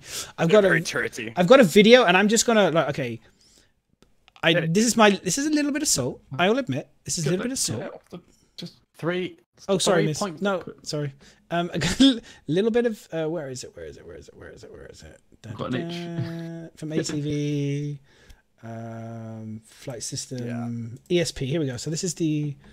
Oh, here we go. It's the improved flight system. Give me 2 seconds, guys. So the turret itself in 3.2.1, the gimbal works fantastic now. But yeah, the ESP like auto tracking thing is just makes it's autopilot. It's harder to, I don't know, it just throws you off. This is them selling how great it is improved. Okay, now this is I'm going to rip this to pieces because this is fucking embarrassing. Okay, this is him selling how great this is. One, the ship isn't fucking moving. They refer to this as dogfighting. The ship in front of here is going. It's like a Han Solo. I've got some maneuvers, kids. And then cut back again. It's like, where was the fucking maneuver? And it's like the slow. And then they go on. They go. So ESP is working great now when ships don't move. And then it goes to the side view. Ships, nobody's maneuvering. And it's like he's shooting. It's a dogfight against a Connie, which is one of the most. Just goes in a straight line. And then we're facing off against a Predator thingy again that is stationary and not fucking moving. I was like, when they showed the outside of that ship as well, it's already been blown to shit. That's why they had to stop moving, because it's like, look, this thing is almost blowing up. Okay, just stay still. We'll capture this instead. God, look, honestly, it's blown to shit. I don't think it could even move. I was like, We've tried. We've actually had some fun stuff. Me versus another Star Citizen streamer, Sergeant Tickles. We actually went up against each other in constellations with both turrets manned, Constellation and Andromeda. It's kind of fun. But turrets against fast movers, any fast movers. When the frame rate starts to tank as well, it's just impossible at that point. This guy underneath me was so excited in his tally. He was so excited. They had 3 of them. They were wrecking things. They were wrecking NPCs. They were hyped to shit. And then I was like, oh, this looks good. I'm excited. I can't wait to come in. I drop it in a saber. And let's say they didn't last very long. I was just like, yes, exactly. They were like, can't hit me. They couldn't hit me. I was just like, oh, look, they're firing at me from there. Guess what I'm going to do? I'm going to go underneath them, move over here because they can't hit me. Bang, bang, bang, bang, bang, dead. It was. Don't tell me you didn't fly in a straight line for them. No, that was the thing. That is too. Madness, what you don't realize, that is griefing what you did. If you don't fly in a straight line, we didn't ask that is you non-consensual. That is non-consensual flying. That is griefing. We're going to report you to CIG. Reported and banned you within a week. What it was is I said I was. Citizen on Rowls. I mean, what was cool was it was really fun to see lots, like, I could see they were definitely closer to kind of getting me. I think there was the odd hit that they did land on me. The odd hit that landed on me. Let me talk about the stake. But generally, let me talk about the experience in turrets, though, from my perspective. We tried. We tried the new lock-on feature they have. I haven't tried turrets recently, but they had this cool lock-on feature that would just shake your camera. Just, you know, your aim would be just shaking all over the place. Yeah. It would lock on, and then you'd get out of the hot box and it'd break free, and it would just constantly just gyrate between the target. I'm sorry, so, is that funny to you? I'm just laughing at chat because chat are all just saying the same shit as me, which is just hilarious. I'm just happy. The thing is, I'm not talking too much salt. It's like people are going. I think they just communicated badly. I think what they were trying to say is that the gimbals now work, which the gimbals do work.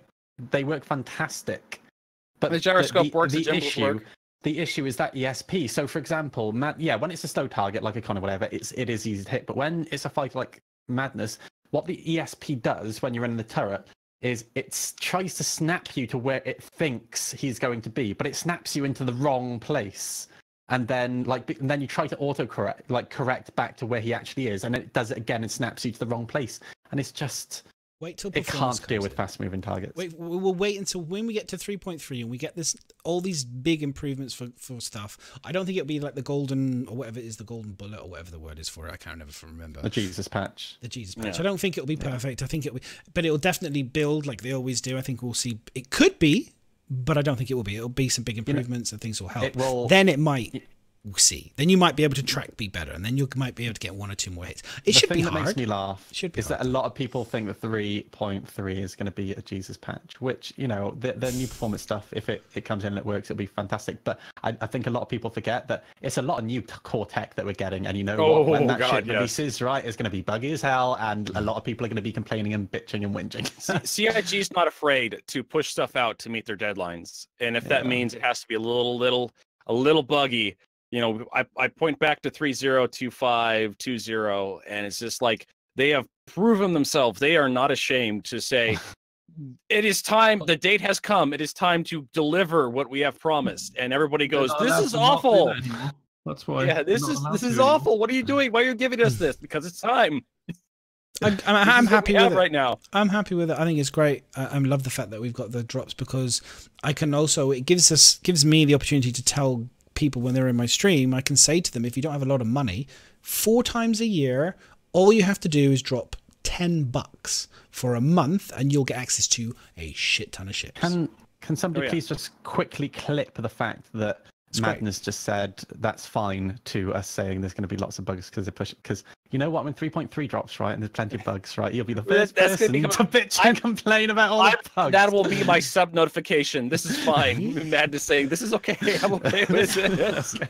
I only complain if ESP still's not fixed and fucking shit that I want and I can't kill things. But no, I recognise that like Miz is always telling, like, he was always been telling me for ages and stuff, like, man, don't get too excited about the next patch. Don't get too excited about the next patch. I do that. That's all he tells me. He just says, he always just keeps my expectations very, very low. When I was streaming it a lot, that everyone used to come and go, this patch is coming. Are you excited for it? I was like, it'll be fun, but don't get as hyped as everybody else seems to be, because it's going to be getting boring quickly, and most of the time it has. Because you can, if you look deep into what's there, I mean, I'm not saying what they're releasing isn't good. It's just that the game isn't there. You're just releasing more stuff for us to look at. And it was like the moon landings. Yeah, don't get me wrong, the technology and the procedural moon's amazing stuff. But as for things to do on it, not so much. Yeah. 100%. Right, let's get to next thing we have. Oh, actually, do you know what? Just talking about ships, because we're still in the ship kind of things. There's been some concept art that was dropped on Reddit, which there was 2 pieces. I don't know if these are official CIG people, but they're really nice designs. Okay, so the first one is a Vandal bomber. Okay, so I don't know if anyone's seen this one, but again, whoever drew, I think it was a gentleman. The Void Bomber. By Eddie Del Rio, the Vandal. This is gorgeous. Just a really nice drawing. I love looking at good art. I really appreciate good people with good design. I don't know if he's official, but this is just a lovely looking ship. I was just like, yeah, sick. Really, really cool looking. So I was like, please. There's a sexy ship. I was like, wow. And then I love the background as well, with the kind of the destruction, as if they've kind of, you know, destroyed this. I think it's fantastic. Great picture. Great picture. Destroyed an entire city. Yes, all by himself. That's 25 people versus 25 in the background. Someone's just come in and carpet bombed all of them in the mid, trolled them all. That's a professional troll right there. This picture is literally the frame rate right here. This is the 1 FPS right there. The Few is crying in the corner over there right now because he's just literally been obliterated. Then we have, this one was done by Anthony, I can't pronounce his next name. This was like a kind of a police thing. I'll just kind of zoom in a little bit. It's a bit blurry. It's not super high. But it's a kind of a police, this is a police kind of, yeah, it's like a 600. This is like the 300. I think this is kind of like as if they've taken the 300 and the 600 kind of blended to what he envisions it and then made it like a police thing. Pretty cool. I was just like, that looks sexy as hell. I mean, I'd love to see more. I need to see more of the angles to see how it is, but it's yeah, Fifth Element stuff, pretty cool. Yeah. So yeah, very, very nice. It's a fat razor. What's this one? Yeah. Pretty much info of the week about the medical profession. Here's the shipyard post on the mechanic stream deck interaction. Oh, okay, here we go. Sneak peek of Armour, because we're doing pictures. This is the there we go. I thought this looked like Terminator, actually. I tweeted out to somebody the Terminator chasing. very Destiny, but never mind. Don't mind me. Yeah. No, it's alright. You They can, look like you can say robots. it's Destiny, but I always thought the red. I always think it looked like Terminator. So, but It's yeah, just that- those colours, like It's having colours. that's a very like Destiny style marketing shot, having like the three like the same armor but 3 different colours. 3 different colors. So So that's what can we're I- gonna get can I- now, that's why. Can I talk This is- about the Inquisition armor, the Legacy Outlaw light armor, the Inquisition armor? Can I medium- talk about that real quick? The Can medium we, or can we the talk first about one? the helmet? How it has a literal glass. face vagina? Which one? Well, it This has one. the This labia- one. Yes, This one. the one we have. If you zoom in on This is the medium. helmet, This right, is medium armor. can No, the never medium wear- one has like 2 labia coming off the nose.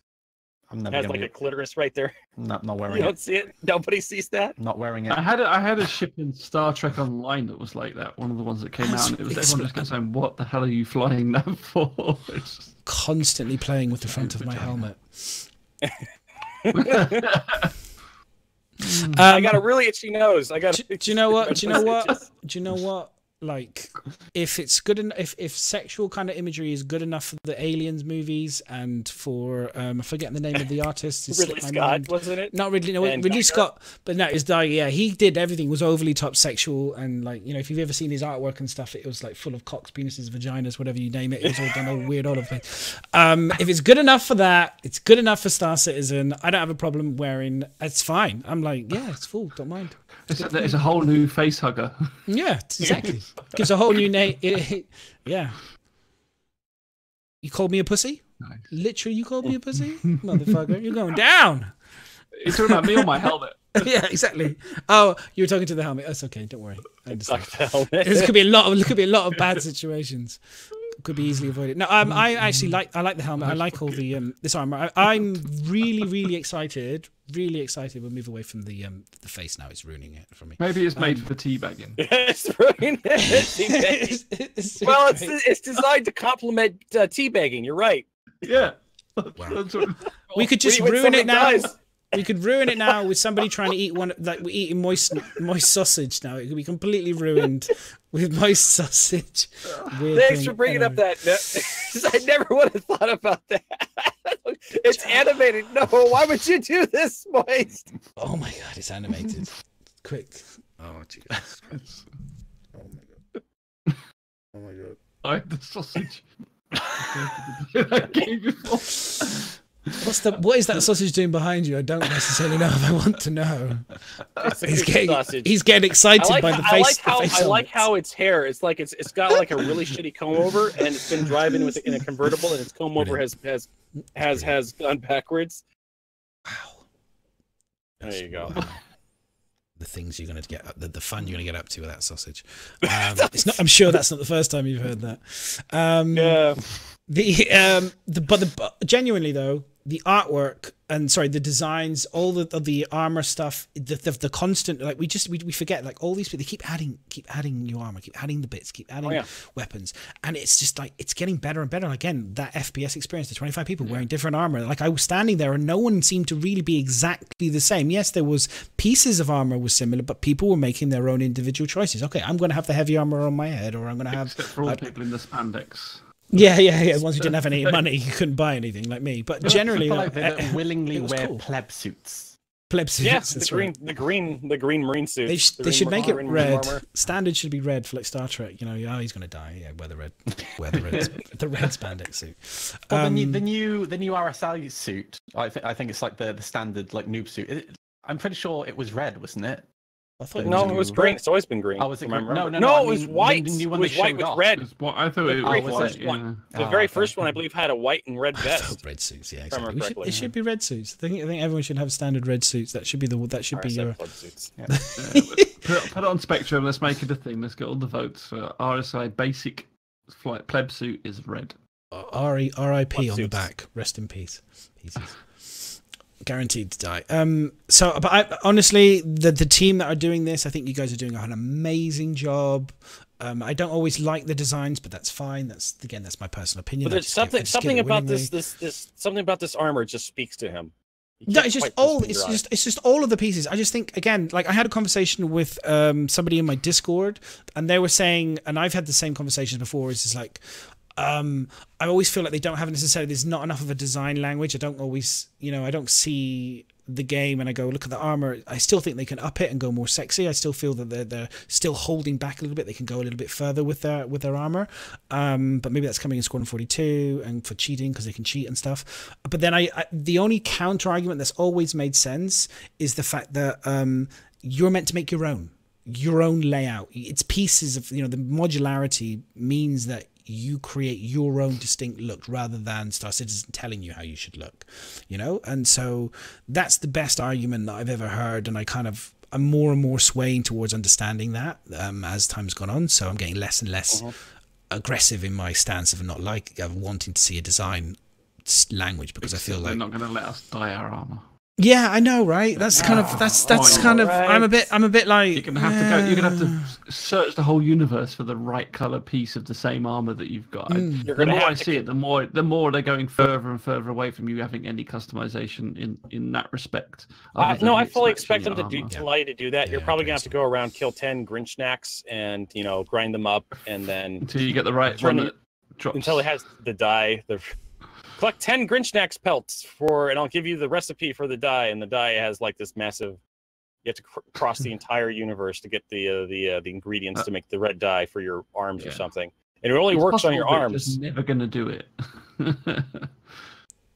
It is an MMO. Let's not forget that. So I don't know. I still think there's room for more. I think, and I think that judging on some of the stuff they've done recently, and I think they're getting their heads like in ships, they're getting their heads around the whole pipeline more. I think there's an element of having basic in first, just because it's all right getting sexy and having it all fancy, but if you haven't got the basic armor working and looking right, it's harder. So if you can get that, then you can work upon that. And I think that's probably what they're trying to do. I would just argue Destiny again, like whether you like the Destiny designs or not. The truth is that they don't have, but it's all cool. Do you know what I mean? It's all kind of like you just make it cool. Like there's no basic. It's like, why does it have to be? Why do you even have to have? I have this argument with footwear all the time with my boss and stuff. We always go, oh, cheap is going to be boring. It's like, no, it doesn't. Footwear doesn't have to be boring. It can be really, really cool. It's just harder because you don't have as much money to play, but you have to be more clever. And so it's the same for me. It's like basic doesn't have to be boring, Yeah. It's just my view on it. I like shoes. Just my view on it. I like boring. But again, it's very opinion. It's very opinion driven. What I find boring, orange, you might not, and so it's still very hard. That's why I think the way they're doing it with the modularity is superb, and keep doing it. I want more of it in ships. I want cockpits. I want cockpits like to be more variety, more customization. It's all good, really, really good. What else do we have on the amazing document for today? The Apollo. We're still on the starter of it yet. The Apollo. The Apollo. We're getting close to the medical gameplay. I don't remember anything being about that in the week. Okay, so right, let's just do this video. Which controversial bit do you want to talk about first? I don't have any controversy, but you go. If you've got any controversy, I'll just throw it up here. A little video of the ship so we can kind of look at it and all its. Let someone be positive first, otherwise. Voyager. I'm not gonna...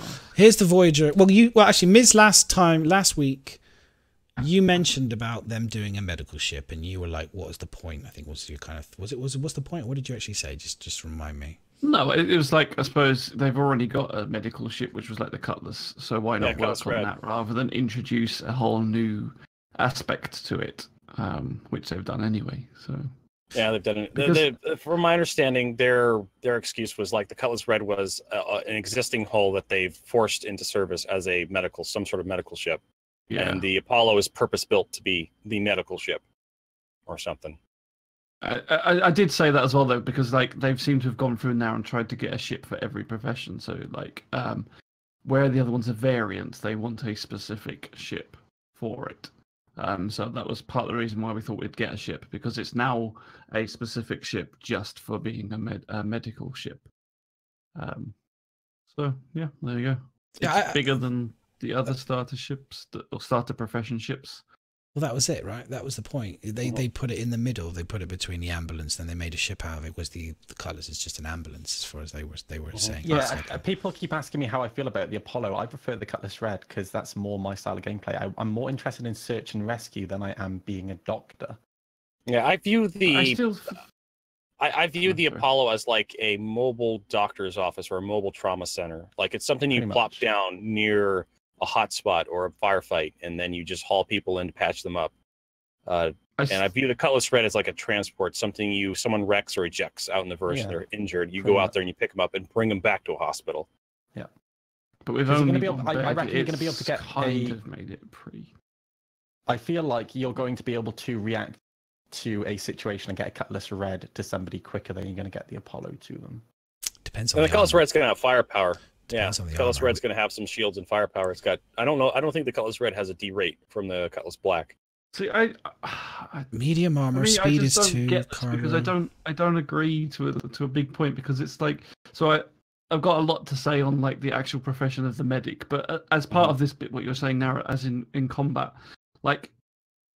As this works, it's saying that you're sending out this drone bed. Like, can you imagine in the middle of a firefight, this little hover bed just going out while you're flying around shooting everything and trying to defend yourself? This little bed's going to manage to somehow get out of your ship, go into someone else's ship, pick them up, and bring it back. I think that's kind of the point, though, with the Cutlass Red. You don't do that with the Apollo. You do that with the Cutlass Red. No, you're forgetting variants. There is the Apollo Medivac, which is a heavily armored one, which is like a Cutlass in its design aspect. No, but I presume the Cutlass is going to have the same way of getting the person on the ship. It's going to have that hover bed, isn't it? Or the hover tray thing. I haven't heard anything about the Cutlass. I think it's more likely that you're going to be EVAing and grabbing people. Yeah. And pulling them in. In the middle of combat, you're going to EVA out, grab someone, and your ship's not going to get blown up. Seriously? But still, your ship is not going to get blown up. It's still like the difference between an ambulance and a surgery in my head. Like, you're not going to take a ship full of vulnerable people into a dangerous environment. And it's not just about combat. They've been talking about just dangerous locations. You know, where you have like hazardous gases and shit like that. You know, you're not going to want to take the Apollo into locations like that. Here's the thing: do you think that you'll be using this for medical cargo transport as well? Hauling around specific medical gear like that you can haul. So like no other like in my head I was thinking the ways that you could make it so that this is the only ship that can carry this one, and the Endeavour are the only ships that can carry specific. They actually talked about organ transportation. Like the Apollo, anyone else can haul that stuff, but only the Apollo will have the facilities to do it over a long distance, because they've said it previously in the cargo. I believe the cargo shipyard ones, they said certain cargo will decay. And for example, the base Freelancer actually has a pressurized cargo area for more sensitive goods, and then it has the rear area that has the ramp that opens up, which will depressurize if you open it up. But you have the airlock in between the rear area and the front area for the more valuable cargoes that you don't want to expose to vacuum. Yeah. I mean, I'm not going to buy one. It's the truth of the matter. Yeah, neither buy. I'm not going to buy one. The medical aspect. It's not going to be interesting. The main issue I find with this ship then is that I feel, maybe I could be wrong, I don't know obviously what's going on in CIG, but the gameplay is fine if you're the medic. Sounds cool. If that's what your sort of thing is, yeah, it's really good. If you're the other person, it's shit as fuck. Who is going to want to... If I've got an hour to play and something happens and I've literally got to wait there for half an hour to do anything because I'm waiting for a medic ship. So if you're the person that's downed, you've got to call for a medic. You've then got to wait for them to turn up. You've then got to wait for them to get you on your ship. Then once you're on your ship, you've got to wait for them to take you to somewhere to repair. Why are they repairing you? You've just got to lay in a bed. So I think it's going to be very similar, I would imagine, to when they were talking about being arrested by players. So where are you going to respawn? Prison facility. Prison facility, a hospital, whatever. No, yeah, but the whole point of the Apollo is that you respawn. That is a ship that you can respawn on. So are you going to... I don't know. So my understanding, there's lots of questions on that's this. the problem with the medical it's gameplay. Very, very, very, very, very, very and Death of Spaceman. I mean, people say, like, I think I was watching Captain's Table and Eris was going on about how great it is that they've barely moved it on from Death of the Spaceman, which was 4 years ago. And I personally just was like, it's so vague. The reason it hasn't moved on is because this gameplay is still years away, probably, from coming into the game.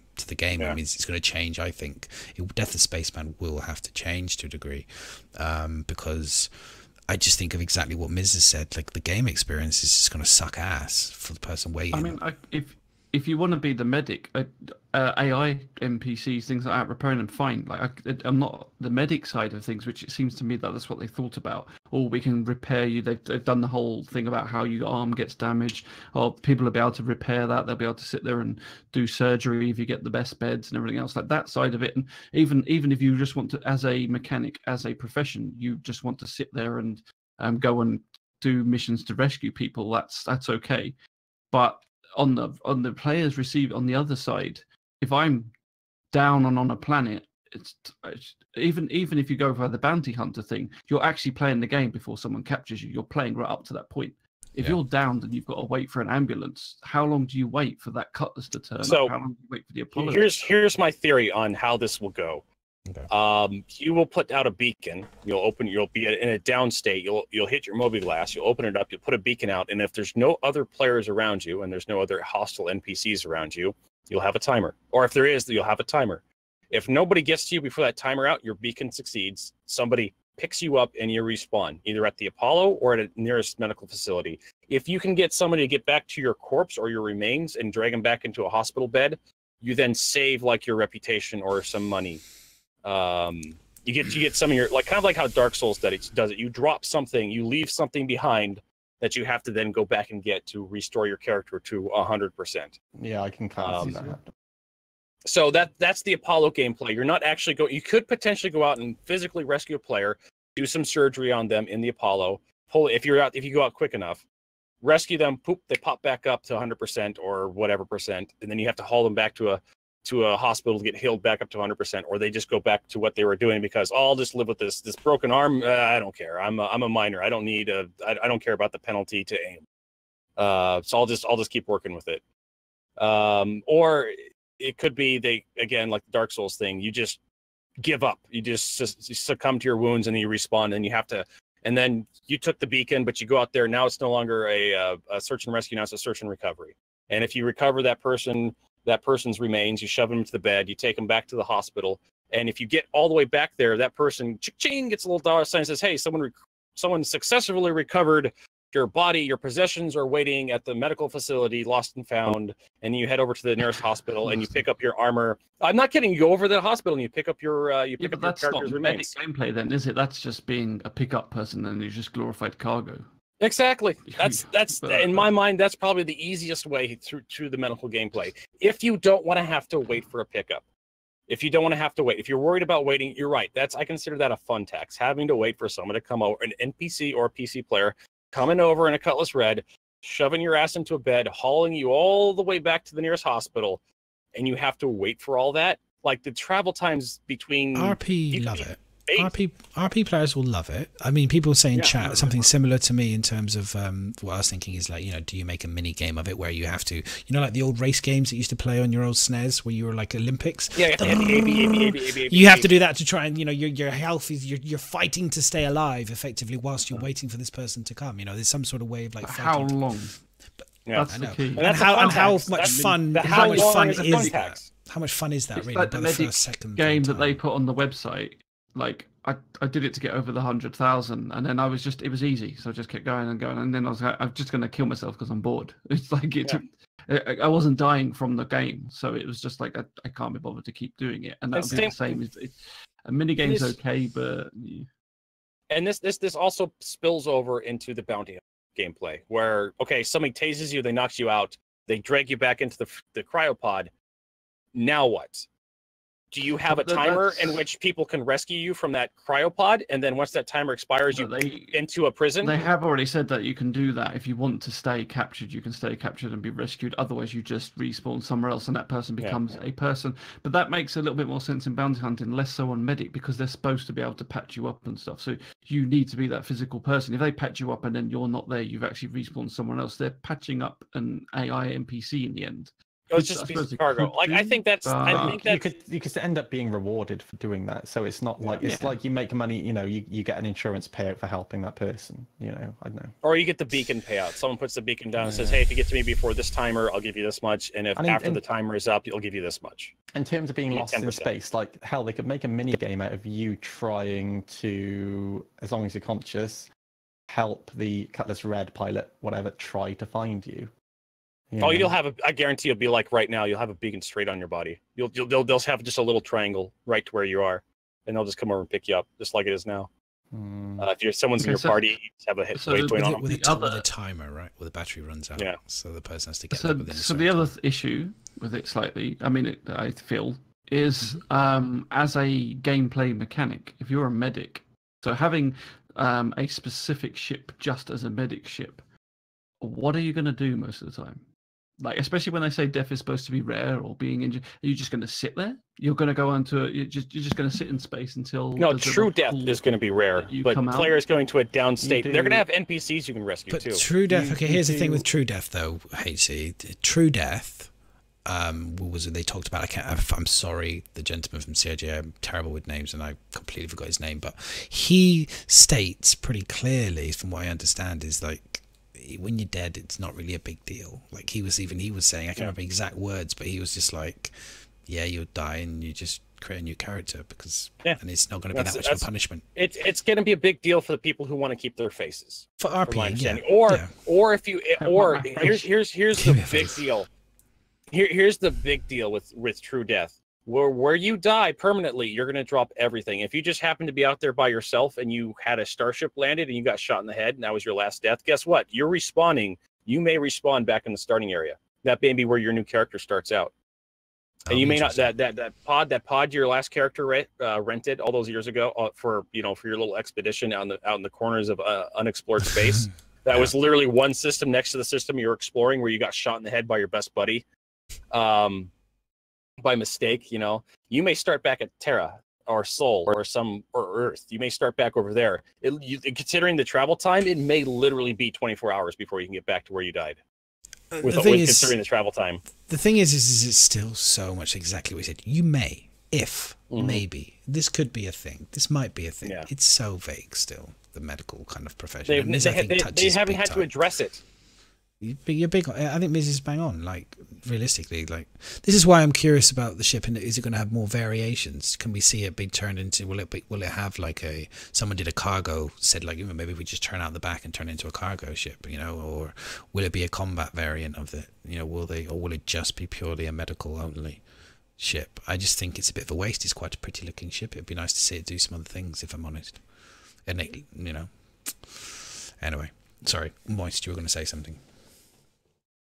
Oh, I was just going to say, answering Mrs. question about what do you do when you're not rescuing people, you do what the Doctor does in Star Trek Enterprise. You have little cages full of little pets and you level them up. There we go. Just take one side of your ship as grow drugs. Maybe it could be a drug. You could turn it into a drug lab, like in Breaking Bad. You'll mostly probably just keep doing NPC rescues mostly. They gave you 3 examples of what you can do as a medical profession: search and rescue, search and recovery, and medical delivery.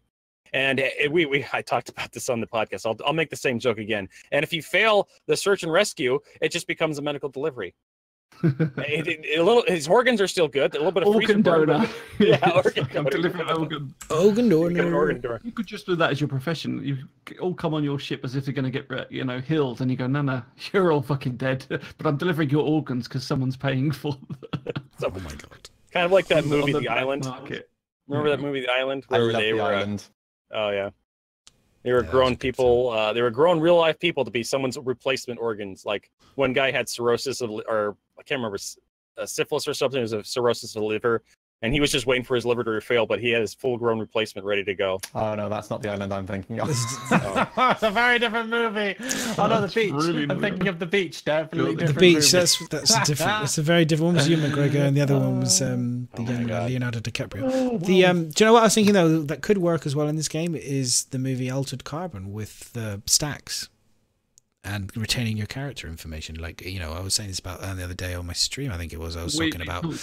Yeah. What was it last week on the podcast? I can't remember which one it was, but we talked. It all just blurs together, doesn't it? Madness. It does blur. It does blur. When first came out, was I streaming or was I doing a podcast? I can't remember. I can't remember these days. It definitely. Okay. I think it's definitely a good way to handle death. Like, because there's nothing to say. I mean, Star Citizen, funnily enough, does sometimes go back on what they say and change things.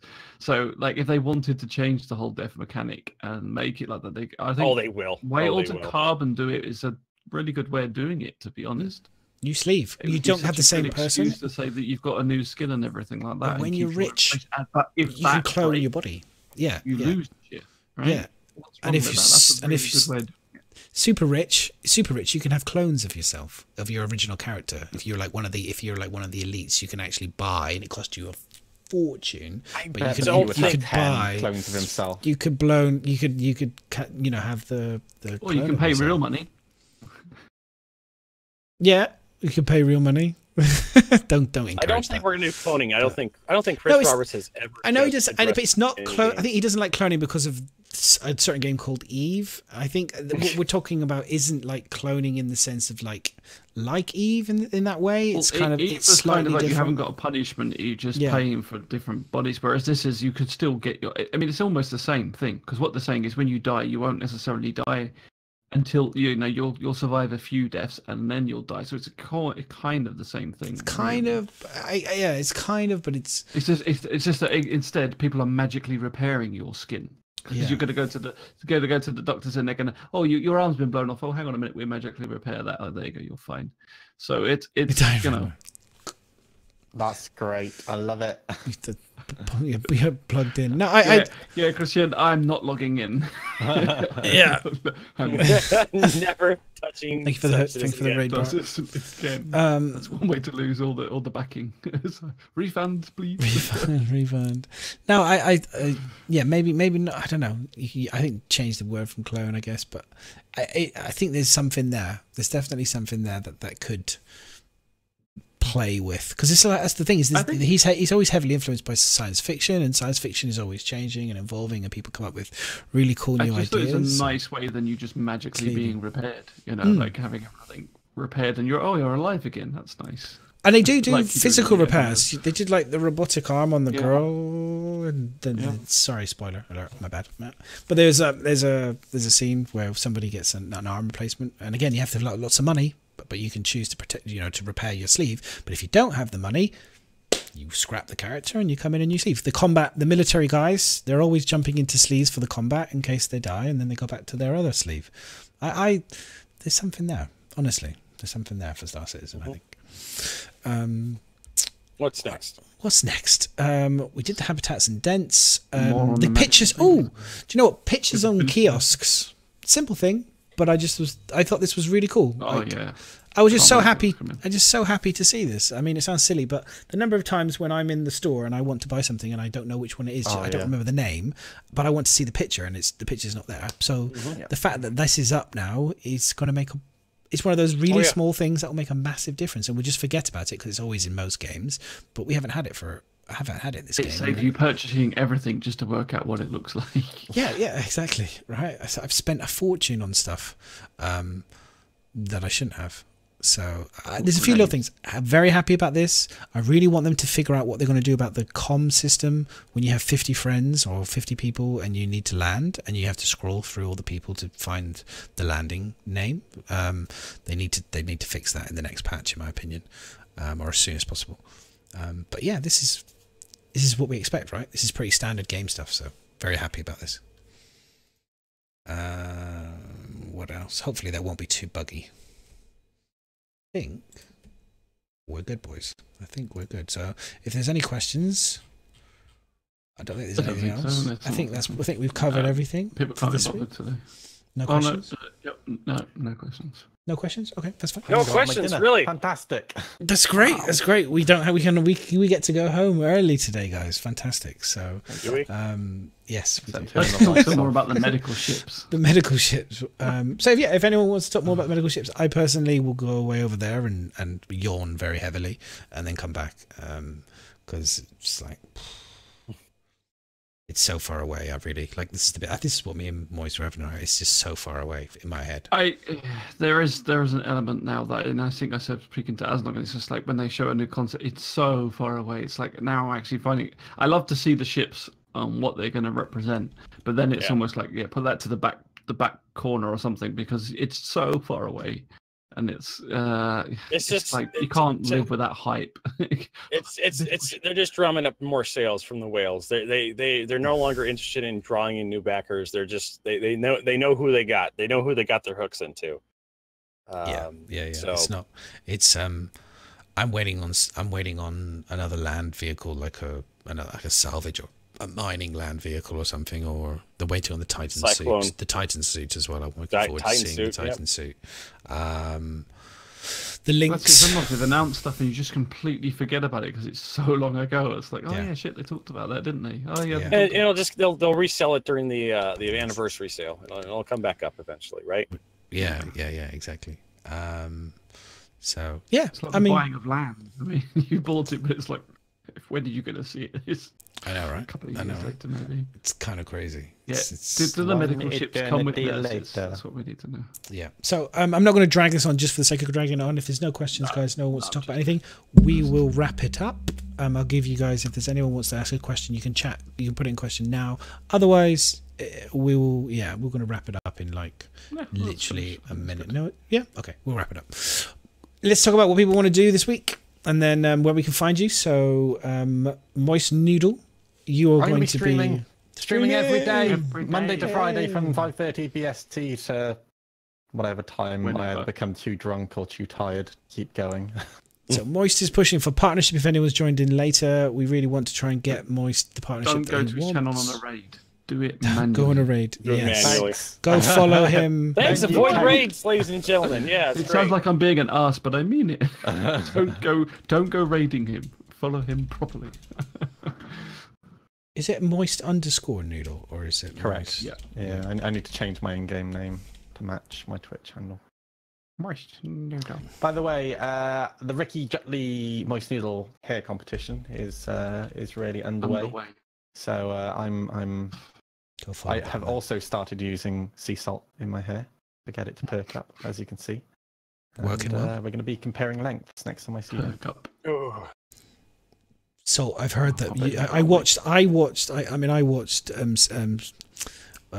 something about Mary, and I know for a fact that salt makes hair stand up for sure. So yeah, I think it's a good choice. It's a good choice. If it works, it works. Yeah, I mean, movies are always educating people. HC, I'll check that one out. Where can we find you, my friend? Twitch TV/HCVertigo. We'll be streaming Sunday through Friday. Half a days Wednesdays. We're off Saturdays. But we're pushing right along in Star Citizen. We may start Wing Commander Prophecy soon. Take a break from Star Citizen for a bit. When you do, let me know, because I played that. That was the only Wing Commander game I ever played, and everyone tells me it was the shit one, which is really disappointing. But that was the only one I played, and I enjoyed it a lot. So I'll have to jump in. It had the gameplay of Wing Commander 4 and no story behind it, really. That's what everyone tells me. I really enjoyed it. I really enjoyed it. I think it was probably it. It was just shooting things. Story. I love it. I love it. I could just shoot things, and I just remember I always remember the bit when someone would come in and they were trying to attack me, and it would give me a little video in the corner of the pilot, and he'd have like a cool mask on, and he'd be like, he'd say something, and I'd kill him or whatever, and then he'd be like, so good. It was great. I loved it. Sorry. Anyway. What else are you doing? What else I do? Mostly stream. We'll be changing my hours up. I want to do more podcasts and YouTube videos and that kind of stuff, hanging out with actual streamers. So I think next month we'll be pulling back just a little bit on the stream hours. I'm streaming way too much. Same thing again. HC pushing for partnership as well. I imagine consistently. I mean, I don't know you're as close to it as this guy, but I definitely know it's coming. A long-term goal. It's coming. It's definitely coming. It's on the roadmap. It's to be determined. Yeah, soon. Coming soon, right? Luckily, I'm American, not a German, so I can say that. Coming soon. I'm allowed to say that by law. I'm allowed to say that. It'll happen. I think you just keep growing the way you're growing, and it will definitely happen for you. So yeah, I think I don't know what your mindset is in terms of adding other games to your. Like you obviously said with Wing Commander, are you just going to stick within this genre? Oh, we do variety. We tend to go back in time though. We don't tend to really play a lot of the modern releases. We tend to go back and remember. Exactly. We tend to go back in time and show everybody everything they missed. They may have missed. How when we were young, it was fucking hard to play these games. Oh my God, you have no idea. I went back and played Wing Commander 1. Jesus Christ. God, yeah. Could you hold your hand? So clunky. Yeah, I can imagine. Do you know what will happen is if Twitch decides to go backwards on itself in a couple of months' time, all those people that slogged their guts out to try and get to partnership will they go, oh, we made a mistake, we're going to roll it back. What? Could you imagine that other one, Mixer? They've just changed their things as well. They seem to be always changing it, to be honest. Well, they're competing with one another is the thing. Yeah. So. So Mixers now, they've changed it so that depending on what game you play, depends on how many people you need watching you, apparently, which is kind of interesting. People that do creative and stuff, like, doesn't necessarily have to have so many people watching because it's not as big a genre as like. So I think they were having a big problem where everybody was trying to play Fortnite so that they could get big numbers, and it's like big, and then all you ever see is just one game being played. So they try to spread it so that you can encourage people to play other games rather than this kind of mindset where you have to play just one game to get the back in. So I think that's kind of cool, though. Rough. Are you actually in snow? He says in snow, low batteries. Are you snowboarding right now? If you are, I am super jealous. And it's sweltering here. I'm just thinking of snow right now. I'm just so hot. I'm sweating like buckets. Yeah, I could feel a bead of sweat like dripping down my neck right now. And it's disgusting. Oh my God! Yeah, I've had it the other way. It's going down my back, which is worse. It's going right down. I've given up on the back. It's going right down. It's horrible. It's just horrible. Mingled in with the back hair. What are you doing? Yeah, so I will be, baby. I'm working. I have to do.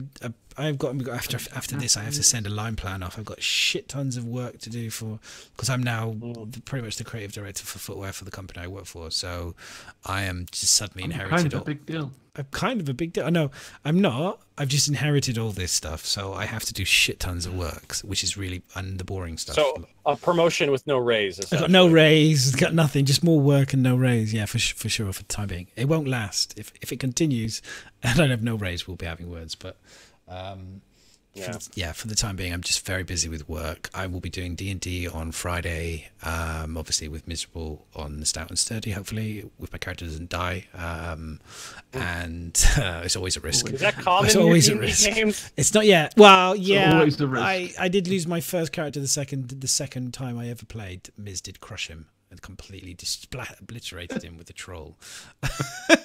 So I did attempt to do something quite adventurous, but anyway, yeah. So he got obliterated. But so I do D&D. Obviously, so if people like D&D, please do come and follow Miserable G and follow our YouTube channel. I think I've got the YouTube on here. Should be Asylum, or is it? Oh, YouTube? It's Asylum. No, it's Asylum. Why would it be YouTube? Yeah. It's stupid. I don't know. Why? Yeah. Why would go check that? You can catch up on obviously all the previous shows if you're new to the show and you really enjoy our show. Last week's was an absolute blast. If you like a bit of a laugh, definitely watch last week's. This week's also it's always fun. We always have a bit of a good time on this show. Oh, it's fun. It's always great having people on. So yeah, thank you for the hosts, the raids, the follows, the resubs. Thank you, boys, for the resub as well at the beginning. It's amazing. Thank you so much, dude. So all that stuff. Patrons. We have patrons on YouTube as well. Please hit the sub. We need more people, as many people as possible. We are trying to grow stuff. Hopefully, when I'm less busy, I'll try and do. Yes, trying to grow. Well, trying not to grow cannabis. Not in this country. It's illegal. So yeah, for sure. That's me, done. So I'll be around. Always around. I'll be around. I'm always lingering other people's streamers' channels, driving them crazy. You like to watch? I do like to watch. It's true. I do. Miss? Miss always looks so awkward when I make the innuendos. Miss, what we're finding you on Miserable G channel. What were you doing this week? Not playing Star Citizen. Miserable_G, not playing Star Citizen, because who does that? I might try and set up my hotess actually at some point if I get time. I've got lots of shit on. Record it. Record it.